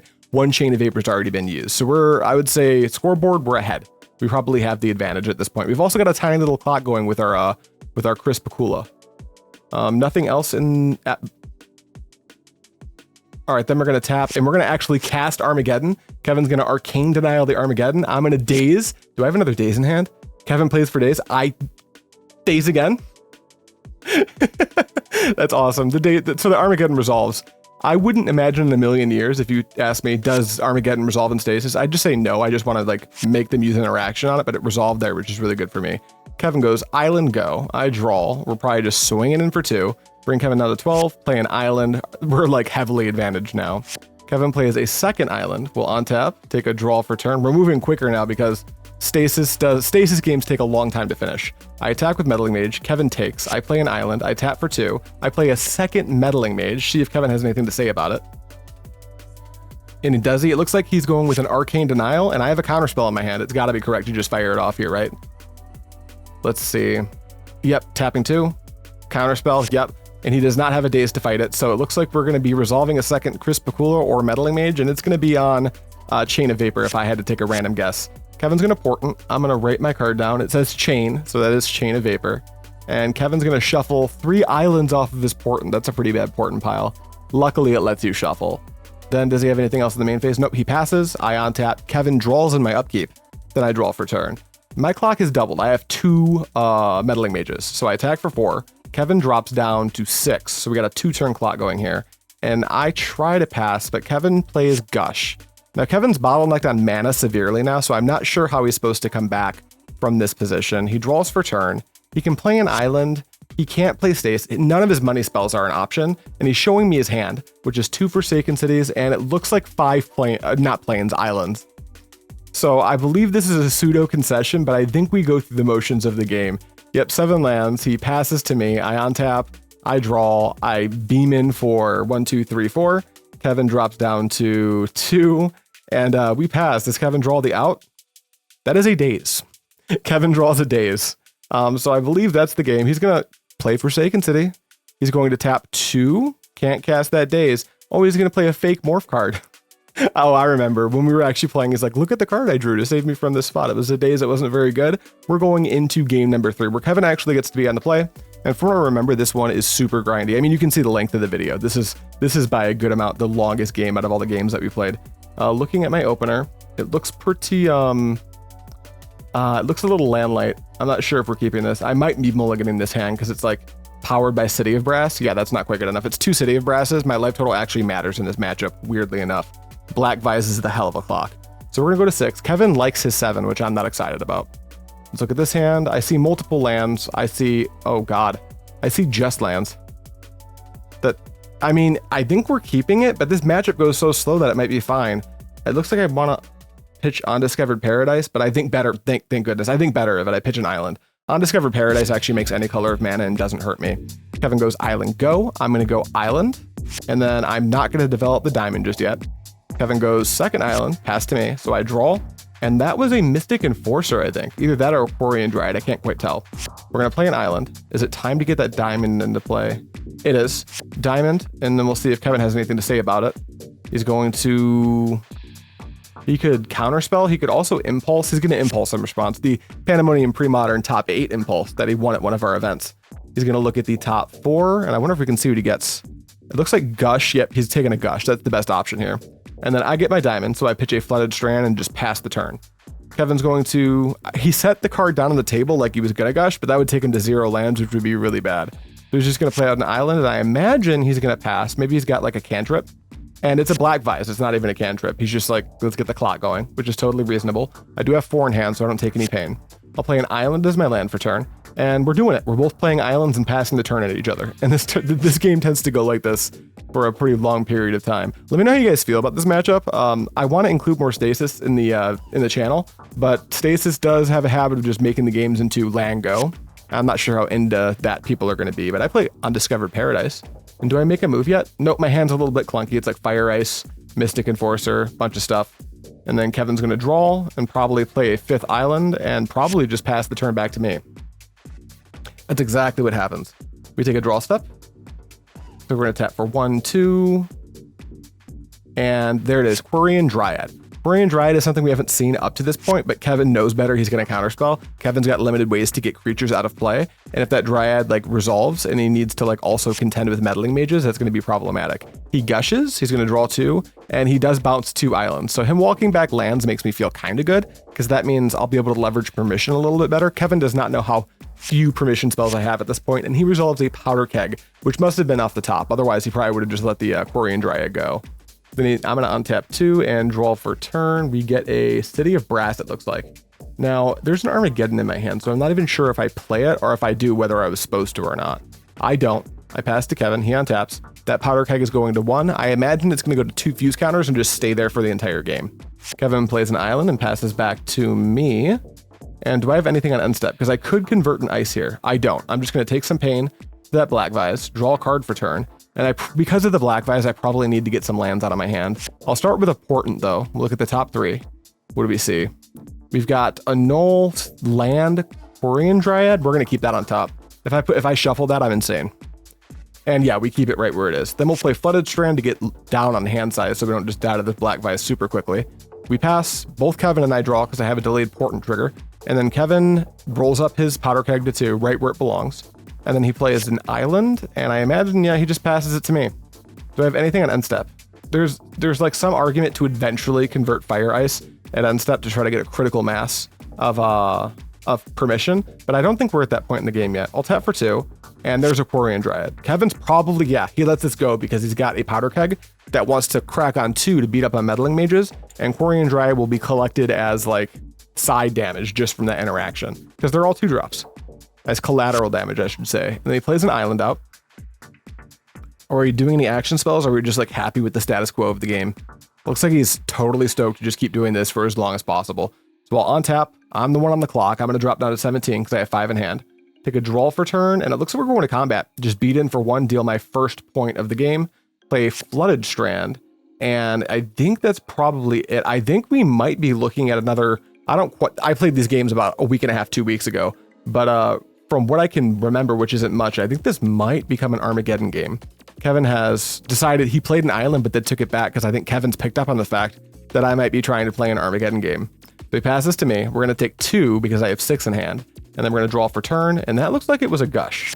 Play City of Brass to keep trying to stay as under the black vise as we possibly can. Attack for 1, bring Kevin down to looks like 18, and then we'll pass to him. He's super stoked to just draw a card, play a land if he has it.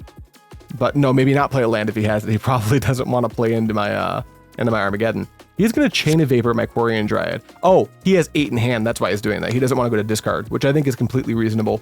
I could copy it here and hit the powder keg, but Kevin would love it if I just like went down a resource and then he was able to, on his turn, just replay the powder keg. So we're not going to fall for that. We're just going to go to my turn where I'm going to take some pain off of the black vise, 2 to be exact, because I've got 6 in hand. And then I'll draw for turn, tap for 2, redeploy the Quirion Dryad and see if Kevin has anything to say about it. He does. He realizes that the Quirion Dryad can get out of hand really quickly, and he doesn't want to have to use the keg on it. So I actually like converting the Arcane Denial there and just putting more cards in my hand. I could decline to draw the cards. Have you seen my channels in my video? I'm not going to say no to drawing 2 cards. So we hit the delayed trigger off the Arcane Denial. Kevin on-taps, and he's got plenty of land still.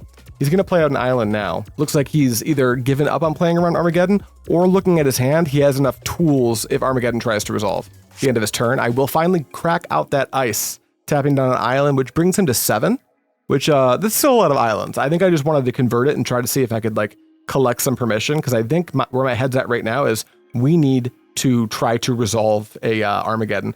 Oh, wow. I just realized how many cards I have in my hand after drawing off the Arcane Denial. So I take 4 from the black vise because I had 8 cards in hand. Then we're going to tap for 2. And then we're going to, looks like I'm going to play into the black vise even more. We're going to Gush. And I put the islands in the graveyard, maybe thinking that I'm going to go to discard anyway, but I think we catch it. I think Chris Shavers actually walks by and goes, why are they in your graveyard? So hopefully we get to that in a second, but I'll use a blue for my floating mana to cast Portent. And let's look at the top. I gotta be hitting my deck at this point. What do we see? Counterspell, land. That's a good pile. I just want more permission at this point anyway, right? And then is this the turn I pick the fight? I think I'm supposed to pick a fight over Armageddon here. Probably not gonna resolve, but I want to deplete Kevin's resources. Yeah, it looks like we're tapping for 1, 2, 3. Nope, just 1, 2. Oh, I think we're gonna we're gonna fetch twice first. That way we can't get like caught up on the stack. We also probably want to see how many lands are left in our deck, because if we Armageddon here, we've already got a ton of lands in play, and our deck only plays 18 of those things. So we probably need the information and probably just want to have the mana ready because there's about to be a fight, I think. We have 3 mana floating. There's the Mox Diamond, probably making white, and here comes, it's pulled to the front of my hand. You can't see it because I'm in front of it, but yeah, there it is, the Armageddon. Kevin probably needs to pick a fight here, and he has Thwart. And this is a big deal, because even if the Armageddon resolves now, Kevin just secured 3 land drops, which it's tempo negative for him, but he doesn't get like screwed out of the game or anything. He's got 2 floating because he floated mana first, so I counterspell the Thwart. And now, are we going to get into a counter war? Looks like he's pulled a Daze to the front of his hand, just trying to tap me out. Maybe he's going to Daze. I'll pay for it without losing life because I'm underneath a black vise with my Undiscovered Paradise. And then Kevin has another Daze, so he wants me to lose the life from the City of Brass, and I think I have to do it here. He just hard pays for this one instead of bouncing an island to his hand. I pay for it, dropping to 7, and then does Kevin have any further responses? Looks like no, it's going to clean up all the land. So we've reset Kevin's board, and then I believe I've already played a land, but if I have another diamond, that'll be pretty good. That'll let me lose some of the cards in my hand at least. And yeah, we do have a diamond, pitching an island. The amount of lands in my, that I have are available to me have to be so low now. And we're going to pass to Kevin, who's going to untap, leave the keg at 2. I'm going to draw, he's going to draw because of the delayed Portent trigger. Kevin plays island and black vise. Oh, we have the Annul, thank God. Black vise would have killed us there easily because I have a full grip. So if I couldn't interact there, we would have taken, I guess it would only be 6, but I'm functionally dead. We draw for turn. We're going to play an island, and now I feel pretty good about our position in this game. We're still under a black vise, but Kevin's got like very little mana to work with. We've got perfect mana, and then we see off of the Portent, Counterspell Armageddon. We shuffle that, which I kind of think I understand, because we're looking for a way to end the game now that we've slowed the game down so much, and we need more mana sources to be able to actually, convert our win condition and protect it. So Kevin draws. He's going to play probably just an island, right? Yeah, an island. He does have the Forsaken City in hand, but there's no stasis in play, so I wouldn't expose it until he has to. End of his turn, I'm going to cast Ice, tapping down an island. This is huge. This means maybe I want to convert my Mystic Enforcer just right now, and that would be pretty good for me. It resolves, so I draw a card as an island, so we've got our land drop for next turn secured, which is great. I'm going down to 3 from the Black Vise, though, which is really scary. We're going to play an island. Do we have another diamond? We've got another diamond. Now we can duck underneath the Vise, which is really good. Do we just drop the Mystic Enforcer here? Well, we're going to Sleight of Hand first, I guess. What do we see? It's a Dryad and a Meddling Mage. We just take Meddling Mage here, I have to assume. Yep. Just name Stasis, be happy. And then are we going to play the Meddling Mage to get him to crack the powder keg? I'd have to imagine so. Yep, Meddling Mage. I won't even look at my notes. I'm supposed to name Stasis here. I just better have named Stasis. I'm sure I'll put it on the board in a second. And then we are passing and writing Stasis on the board. Yep, that's exactly what we name. Then we're going over to Kevin's turn. Kevin's going to untap. He doesn't need to crack the powder keg yet. It's just in play. He knows I don't play Stifle, so it's safe to just leave it there. And then Kevin, he drew another Black Vise, which is a little bit spooky, but I've only got 3 in hand, so it won't deal any damage. He does play the Black Vise, but again, I've only got 3 in hand, so we're not sweating that yet. And then it looks like he's got a Chain of Vapor, so he's got a lot of action still. This game's not quite over. I'm going to take a draw step, and we found a City of Brass, which I could play it, I could not play it. I don't remember exactly what I do. I'm going to attack for 2. Kevin realizes he has time because some of the dice are removed, but he's at 16. He's not sweating it. I'll play City of Brass, and is it time to try to resolve Mystic Enforcer? It is. There's Mystic Enforcer. Kevin does have Counterspell plus Chain of Vapor, but I've got a Red Blast, so he counterspells. Do we just Red Blast here? Or do we Daze because he tapped out? Oh, we Daze. That's so good. We're able to Daze the Red Blast. Now it feels like we're just for sure going to win this game, but we'll see.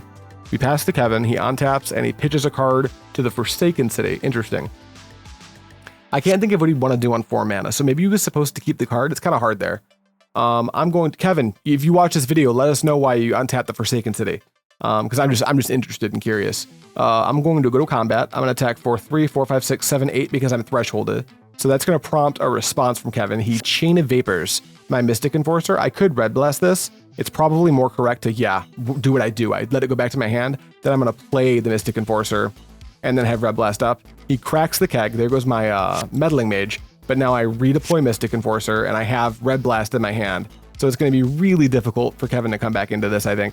I got my top decks were quite lucky for me. And I'm starting to realize how bad Kevin's flooding. He's drawn like most of his lands at this point. So that's a little bit unlucky too, unfortunately. But we're going to leverage that. We attack for 6 with a Thresholded Mystic Enforcer, cast Sleight of Hand. Look at those top 2 cards. One of them's a Counterspell, one's a Gush. At this point, with our card advantage and our clock, we probably just take the Counterspell, which is exactly what we do. And then are we going to Sleight of Hand? Because we have a Sleight of Hand. We Sleight of Hand because we have a Sleight of Hand. We're going to look at the top 2 and we see... I can't quite see what I'm taking here. It looks like a Disenchant. So now we're like super insulated and we're still ducked underneath those Black Vises, which is just so insane for us. I'd be surprised if Kevin could maneuver his way out of this. He draws another island, which is like really bad. I think we've seen about 2/3 of Kevin's mana base just in this game 3. We're going to untap. We're going to take no damage because there's 3 in hand. We draw. We attack for 6. Kevin's going to drop to 4. And our hand is Counterspell, Red Blast, Armageddon, Disenchant. Kevin takes a draw for turn. And does he have a way out? I think he drew a land. It's an island. That's tough. Kevin just flooded out so bad. This game was actually very... Oh, we're not done. He drew a Gush. The island was already in his hand. So there might be more magic to be played yet. Oh, but no, I Pyroblast the Gush knowing there's only 1 mystery card in his hand and I have a Counterspell. Nope, that locks it up. Okay, we got there in some close games, and that does put us at 3-1 in Swiss. And because of some Warhammer and Lorcana tournaments going on at this event, we were only able to cut to top 2. I did make the final cut on tiebreakers. My arch nemesis Brian Gates, who I've been tied with on the leaderboard for this series for the last few weeks. I beat him out on tiebreakers by a very small amount, meaning we're going to the finals, and the opponent we're going to be playing against is Chris Shavers. You've seen this exact matchup. We played in round 2. Chris absolutely demolished us, and we are playing with seeding instead of rolling dice. So Chris will just be on the play because he is undefeated in Swiss. and I'm 3-1. If things had changed a little bit, you'd be watching Ryan Gates play Chris. Ryan's playing some type of a survival recurring nightmare list, and he did very, very well. My breakers were better, so we're going to go into the finals. Winner takes it all. Not all of it. There's some pretty cool prizing for second place as well. But let's go ahead and hop into round 5, the finals, and see who can take down the entire tournament. All right, getting into it. Chris is high state, so he's going to be taking the play. It looks like my hand's pretty good. Lots of lands, lots of spells. Chris is happy with his too. So he's going to play an island, pass back to me. I'll take a draw step, and it's probably going to be island go, but I've got a few cantrips. That's prizing. Winner's going to get that sweet doctored up graffiti tagged Reanimate, and loser's going to get the tagged Weathered Wayfarer. I play an island tapped, just like a mountain, and then I will play Portent, targeting myself, I assume. There's no information yet. And this is Portent 1. There's going to be a ton of Portents being cast in this matchup because we both have 4, and we're both really good at finding cards.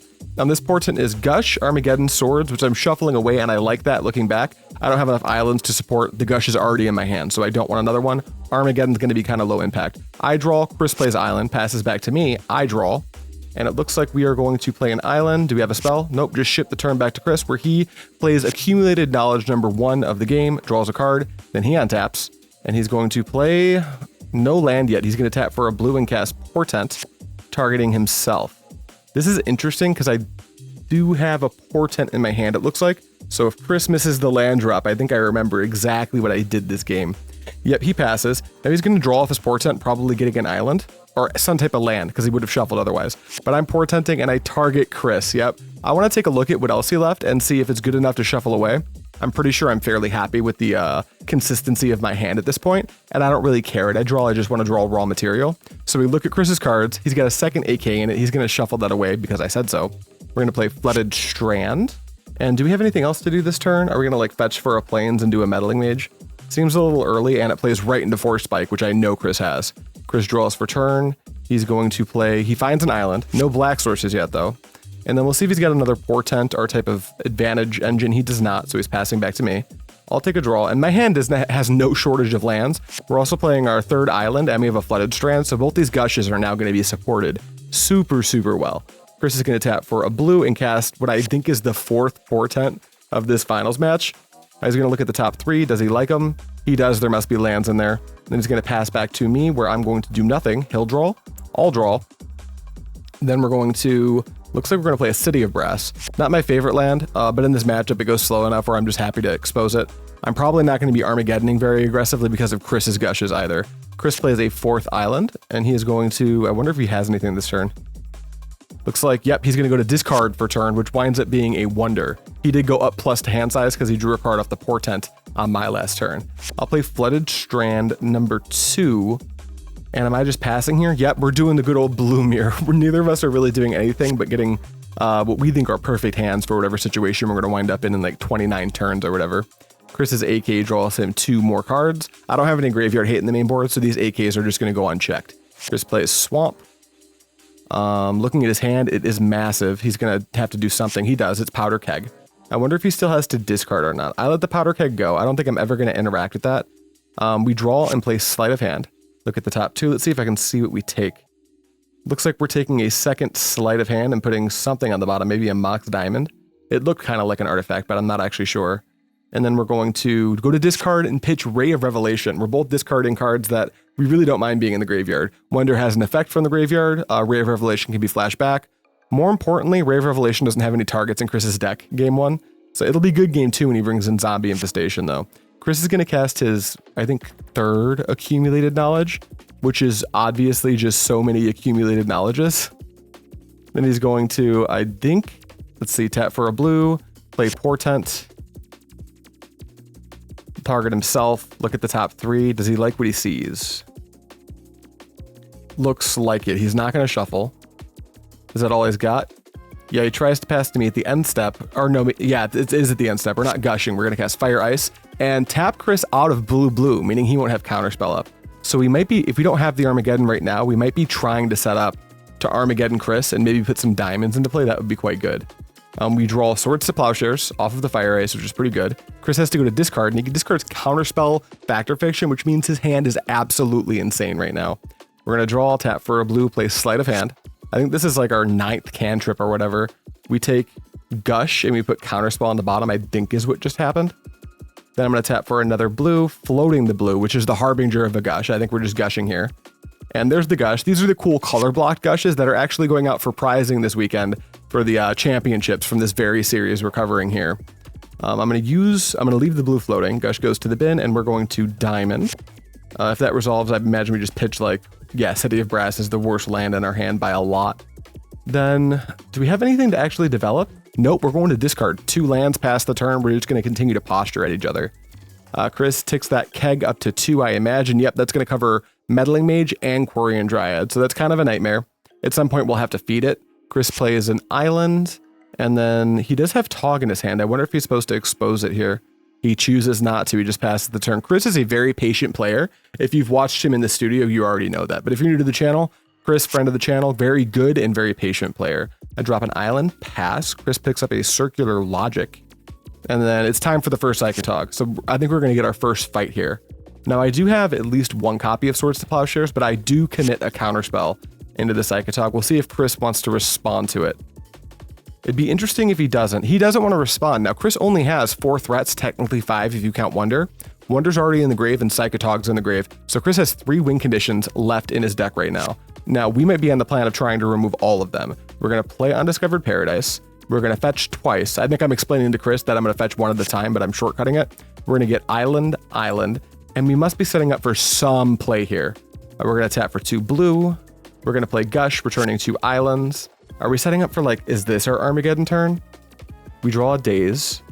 Gush goes to the bin. I tap 2 more. Ooh, it might just be Mystic Enforcer turn. No, maybe it is Armageddon. We're going to find out right now. Yeah, that's 4 mana. Oh, there's 3 blue, so it must be Armageddon.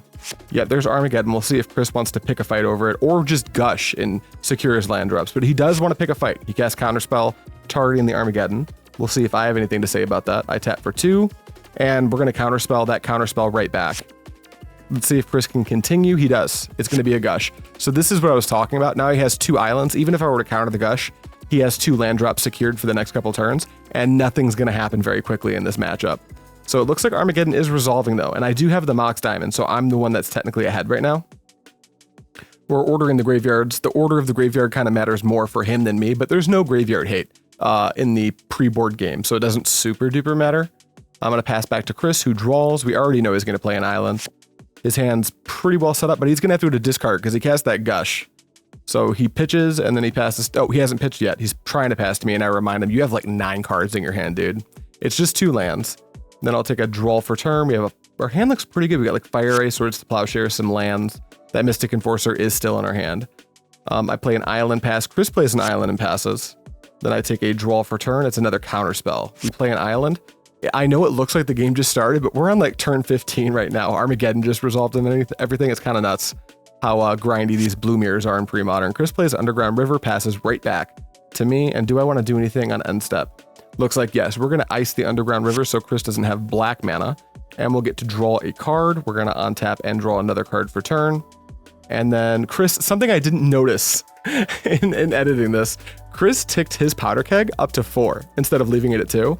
So I think he knows what's up. He must be aware that I'm trying to leverage a Mystic Enforcer right now. I mean, he saw my deck in round 2 and we cast the Mystic Enforcer. Let's see if Chris has anything to say. It's a force. We walked into Force Spike. I mean, I guess we have a Daze in our hand, so we were probably hoping to get Chris to Counterspell, and then we Daze the Counterspell, force the explosion on the powder keg. That doesn't happen. Chris plays Swamp and then Psychotog. We have nothing to say about that on the stack. Oh, no, we do. We Daze. Oh, this is really interesting because we know that Chris must have a Circular Logic right by now. So if Chris pays for the Daze, we're simply going to untap and Swords the Psychotog, leaving Chris with 2 threats left in his library. And that's exactly what we do. At this point, we might not even be playing to win. I think we're playing to just make Chris unable to win the game, and then eventually we'll get there with something. Chris is going to Gush, returning 2 islands to hand. And then I don't think he's got anything to say about it. There's only 1 foil in his main deck.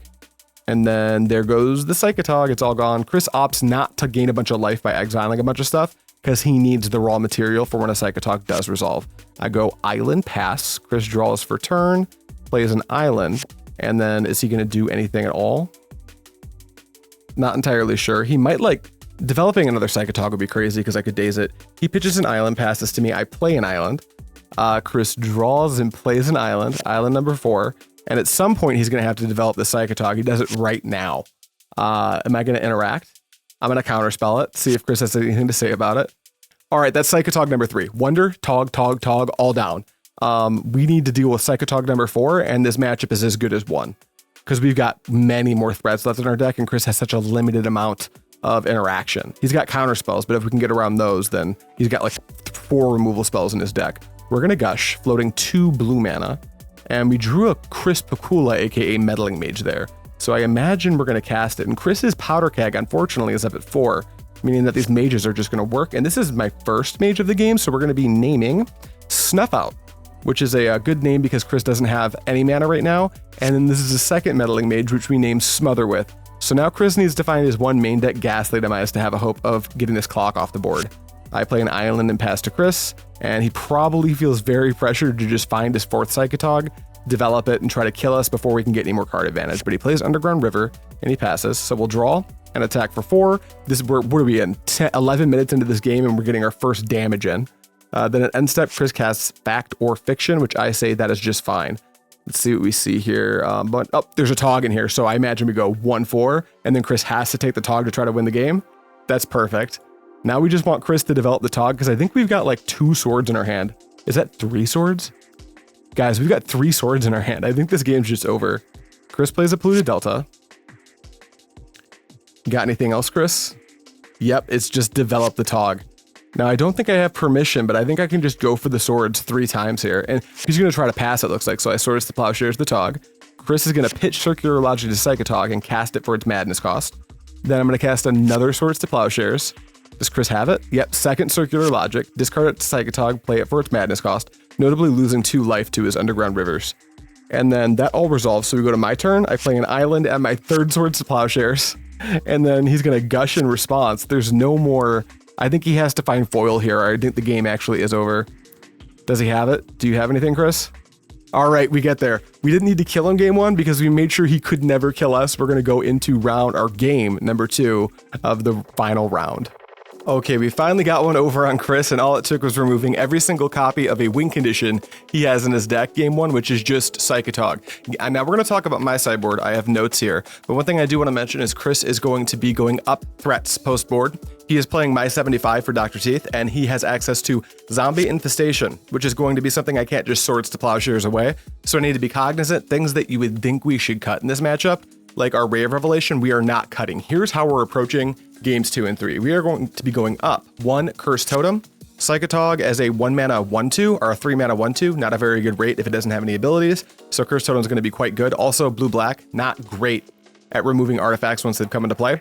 We're going to bring in 2 Phyrexian Furnace. Psychotog tries to get the critical mass of resources and material into the graveyard so they can attack and do that whole trick where they Gush and make it an 18-19 attacker. Furnace is going to make it so we can kind of keep that under wraps along with making accumulated knowledge a little bit less good. We're going to be bringing in 1 Disenchant for the Zombie Infestation we just talked about. And then we're bringing in a Red Blast because half of Chris, well over half, probably 2/3 of Chris's spells post board are going to be blue. We're taking out a Quirion Dryad. It's just kind of a lower impact creature, especially in the early game.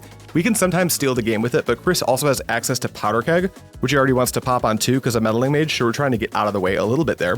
We're going to bring out 2 Sleight of Hands. It's just a cantrip. Our deck's going to have a higher density of things we want.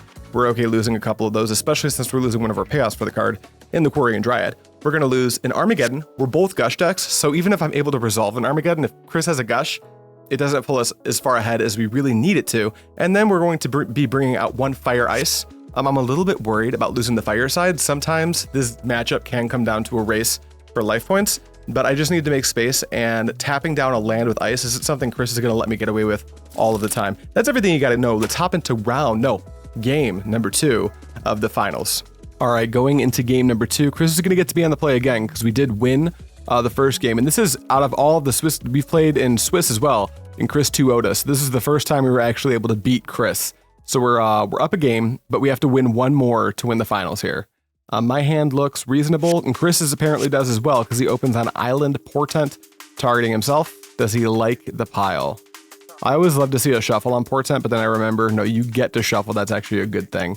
Chris keeps it on top, draws a card in my upkeep, and I will draw for turn, and I will play a island. Did we have a turn 1 play? We got our own Portent. Are we going to cast it? Are we going to target? Who are we going to target? Looks like it's going to be us. We're obviously looking for something here. Those 3 are going to be, Counterspell, Red Blast, and I can't see what the last card is, but we're keeping that on top for sure. Then we play Mox Diamond. Let's see if it resolves. It does, so we're going to pitch the Undiscovered Paradise, which makes sense. We don't want to walk back lands in a matchup that tends to go as long as this one will. Chris plays Island and passes to me, so I'll take a draw for turn, and I will develop some land, looks like an island, and pass right back. And Chris is going to Accumulated Knowledge number 1, just draws 1 card, so we're not sweating that too much yet. Chris untaps and draws, and he's got lands wrapped up, so he's good to go there. He plays a 3rd island and passes to me, where I take a draw step, and play Flooded Strand, and it looks like I'm passing, so Accumulated Knowledge number 2 comes down, and now Chris actually draws an extra card, so he's +1 off of the 2 Accumulated Knowledges. If he has a 3rd one, it's going to get nasty. He plays Swamp. Does he do anything? He's tapping just the Swamp, so it's got to be a Duress. I'm going to counterspell the Duress straight away. I do not want Chris to know what's up. I especially don't want him to know about the Red Blast in my hand. And Chris is going to play Portent. At this point, how many Portents are we at in this video? If anyone, someone count the Portents we cast throughout the entire video and give me a Portent count in the comments. I'm going to fetch at the end of Chris's turn, where I get my basic planes. I've got Island, I've got Mox Diamond, so the planes will let me cast Mystic Enforcer if it ever comes to that. I'm going to untap, draw for turn, and then it looks like my draw was another Mox Diamond, which I'll be playing. It kind of plays into Powder Keg a little bit aggressively, but we've got a plan, and it is to cast Mystic Enforcer. We have the Red Blast in our hands, so we're hoping Chris just goes for a Counterspell, which he does not, and he remembers to draw his card off Portent. I think he forgot in our upkeep. Then Chris is going to Accumulated Knowledge. He doesn't fight over this Mystic Enforcer, which means he might have a sideboard card in his hand. Let's see if I can spot it. And that AK also just drew him so many cards. There's a Swamp. I see it. Chris has a Perish in his hand. Our Red Blast doesn't hit Perish. This is very, very poor for us. Chris casts the Perish. That kills my Mystic Enforcer. That's like his only way to do it post-board, besides Powder Keg. So he passes, I draw, I play Portent. We look at the top 3 cards. It's Quirion Dryad, Portent plus Daze. This looks like a keepable pile, and I do keep it. Then do we have a land drop? We do. I don't know if I played a land this turn. I might be holding him from Armageddon. Chris plays AK number 4. I can't let him draw 4 cards for 2 mana, so I Pyroblast. Makes perfect sense. But Chris is like super duper far ahead on cards now. I think my hand's like land and something. What's something that I kept off of the Portent? Chris plays Underground River and passes to me. I keep drawing through that Portent stack. I'm going to tap for 2. It must be Quirion Dryad if I had to take a guess. And we have a Portent in hand as well, so it looks like we're going to try to grow our Dryad. And we do just that. We cast Portent, the Dryad trigger resolves. We have a 2/2. We're going to look at the top 3, and that's not good enough. It's like Phyrexian Furnace, Daze, City of Brass. We're looking for like Gushes and Mystic Enforcers and Meddling Mages and Counterspells. And Chris is casting Fact or Fiction, and that is not good for us at all. Let's see what he sees. Gush, Powder Keg, Duress, Land. I think I want to give him Land, Gush, so he just has like lands and card draw, and I want to not give him the spells that do things. Let's see if he takes the big pile. Does he? Yeah, he's like me. He can't give up the advantage of taking the bigger pile, and the bigger pile has more card draw in it. Chris is going to put the other cards in the graveyard. We have to fix graveyard order. Fact or Fiction always goes on top because it goes into the graveyard after it resolves. I'll draw in Chris's upkeep, and then Chris will draw. He's going to play a second Underground River as his land for turn. Does he have any action here? Is it almost Psychotog time? He's tapping 2 blue. He must be floating the blue because he's gushing. Chris is going to just draw the top 2 cards of his deck with 2 blue floating. And does he have a Tog? He taps for a black. But it is a Ghastly Demise. He's killing my Q Dryad, which is very sad. And he's still got 2 blue floating. I wonder if he can convert it. He's tapping for 2. That wouldn't be Tog. He's playing Wonder. He's putting a Wonder into play. He would love it, actually, if I were to use a Swords to Plowshares on Wonder, so his Togs had a higher chance of survival after actually casting them. So we got this Wonder, which isn't dangerous yet, but it will get there. I play Phyrexian Furnace. Unfortunately, this one's going to be a little bit too late in the game to have a meaningful impact. We're probably just planning to use it to redraw as soon as possible. It also came down after Chris converted all 4 of his accumulated knowledges, which is so bad for us. Chris plays an island, and then we see a Duress. Chris is going to look at my hand, and I have land Counterspell. I'm going to Counterspell so Chris doesn't see how weak that last card in my hand actually is. Maybe he has to play a little bit more conservatively that way. Let's see if he has anything else. Nope, he just passes, so I'm going to eat the bottom with Phyrexian Furnace and take a draw for turn. Looks like a City of Brass. We have land in hand. This is obviously not very good for us. We try to pass, but Chris hard casts a Gush. That's such a bad sign. Hard cast Gush for 5 mana, then go to draw for turn. If he doesn't deploy a threat, he might have to discard while we're sitting here with a Phyrexian Furnace and, 5 mana sources in play, 2 in our hand. That's not great.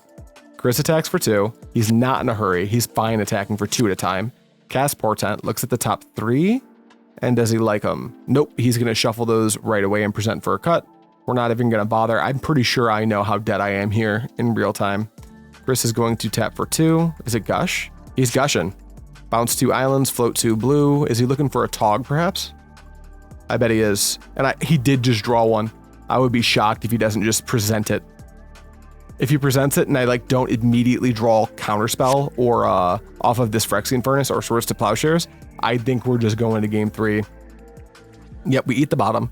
Then we pay a mana and we're going to Furnace a random card in the graveyard before Tog resolves. And we draw looks like another land. That's so bad. We take a draw for turn. We're immediately casting it at Sleight of Hand. There is it looks like he had to go to discard. We see Counterspell and Swords to Plowshares. So we take the swords, then we are going to play an island for turn. We are going to play the Swords to Plowshares, tapping for a white, and Chris just needs a piece of permission. It's a counterspell. Chris gets us in game 2, meaning we're going to game 3, where I actually get to be on the play this time. All right, here we go. This one's for all the marbles, dude. We get to be on the play. Hopefully we can keep a solid 7-card hand. Those 4 are good. We need more lands. Meddling Mage, there's an island off the top. We got to keep this. We've got Red Blast, we've got Phyrexian Furnace on turn 1. We've got Meddling Mage, we've got Ray of Revelation for the potential zombie infestation, and we lead on a Phyrexian Furnace. So that's perfect. Chris plays Underground River, not a sign of strength for his opening hand. That usually means he's only got 1 or 2 lands in hand. We're going to play a Portent is our cantrip for turn. That's got to be the 14th Portent cast in this video or something like that. We look at the top 3. Do we like them or are we getting rid of one? Nope, we like them just fine. Then we're going to play Flooded Strand as our land for turn, pass the turn to Chris and draw in his upkeep off of our Portent. Chris plays Swamp, and that's very weak. That means he doesn't have any islands, but he plays a zombie infestation. Do we have Daze? Not in our hand, we don't. Chris is going to pass. We think about fetching, but I think we want to hold that fetch because we have, what do we draw here? Another Furnace. We have City of Brass, so our mana's fine for now. And we might need 2 islands at some point in order to gush. We're going to Ray of Revelation, the zombie infestation.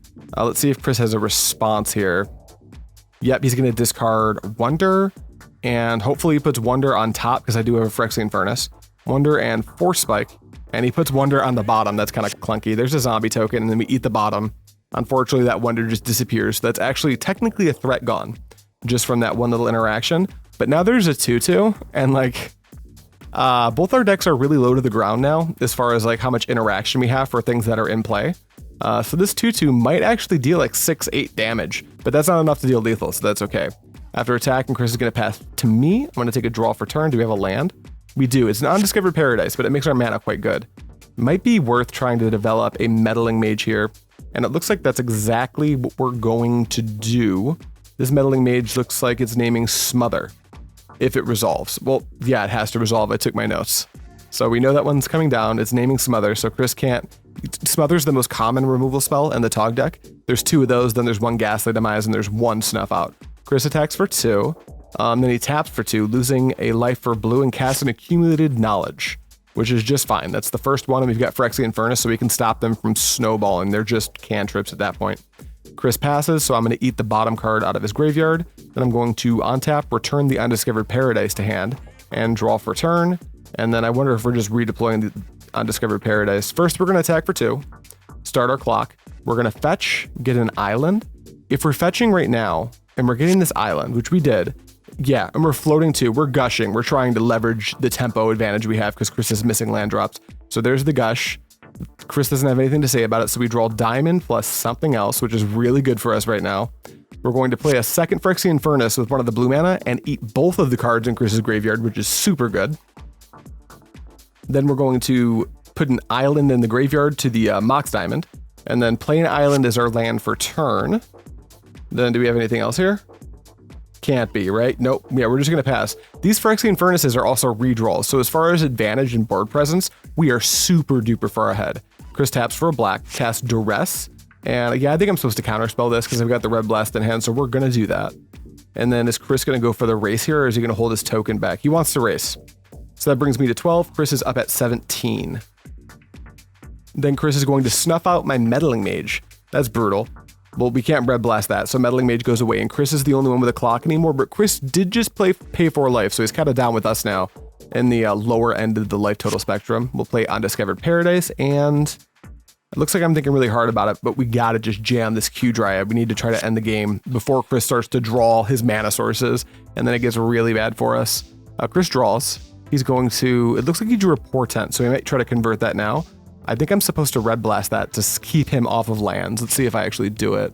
I've got the blast, and we're holding it. We're holding, and we're casting it. Yep. Pyroblast is going to hit the Portent, so Chris hopefully doesn't draw lands, and our Q Dryad becomes a 2/2. So now if we can draw any cantrips or anything, we can try to race with this Quirion Dryad.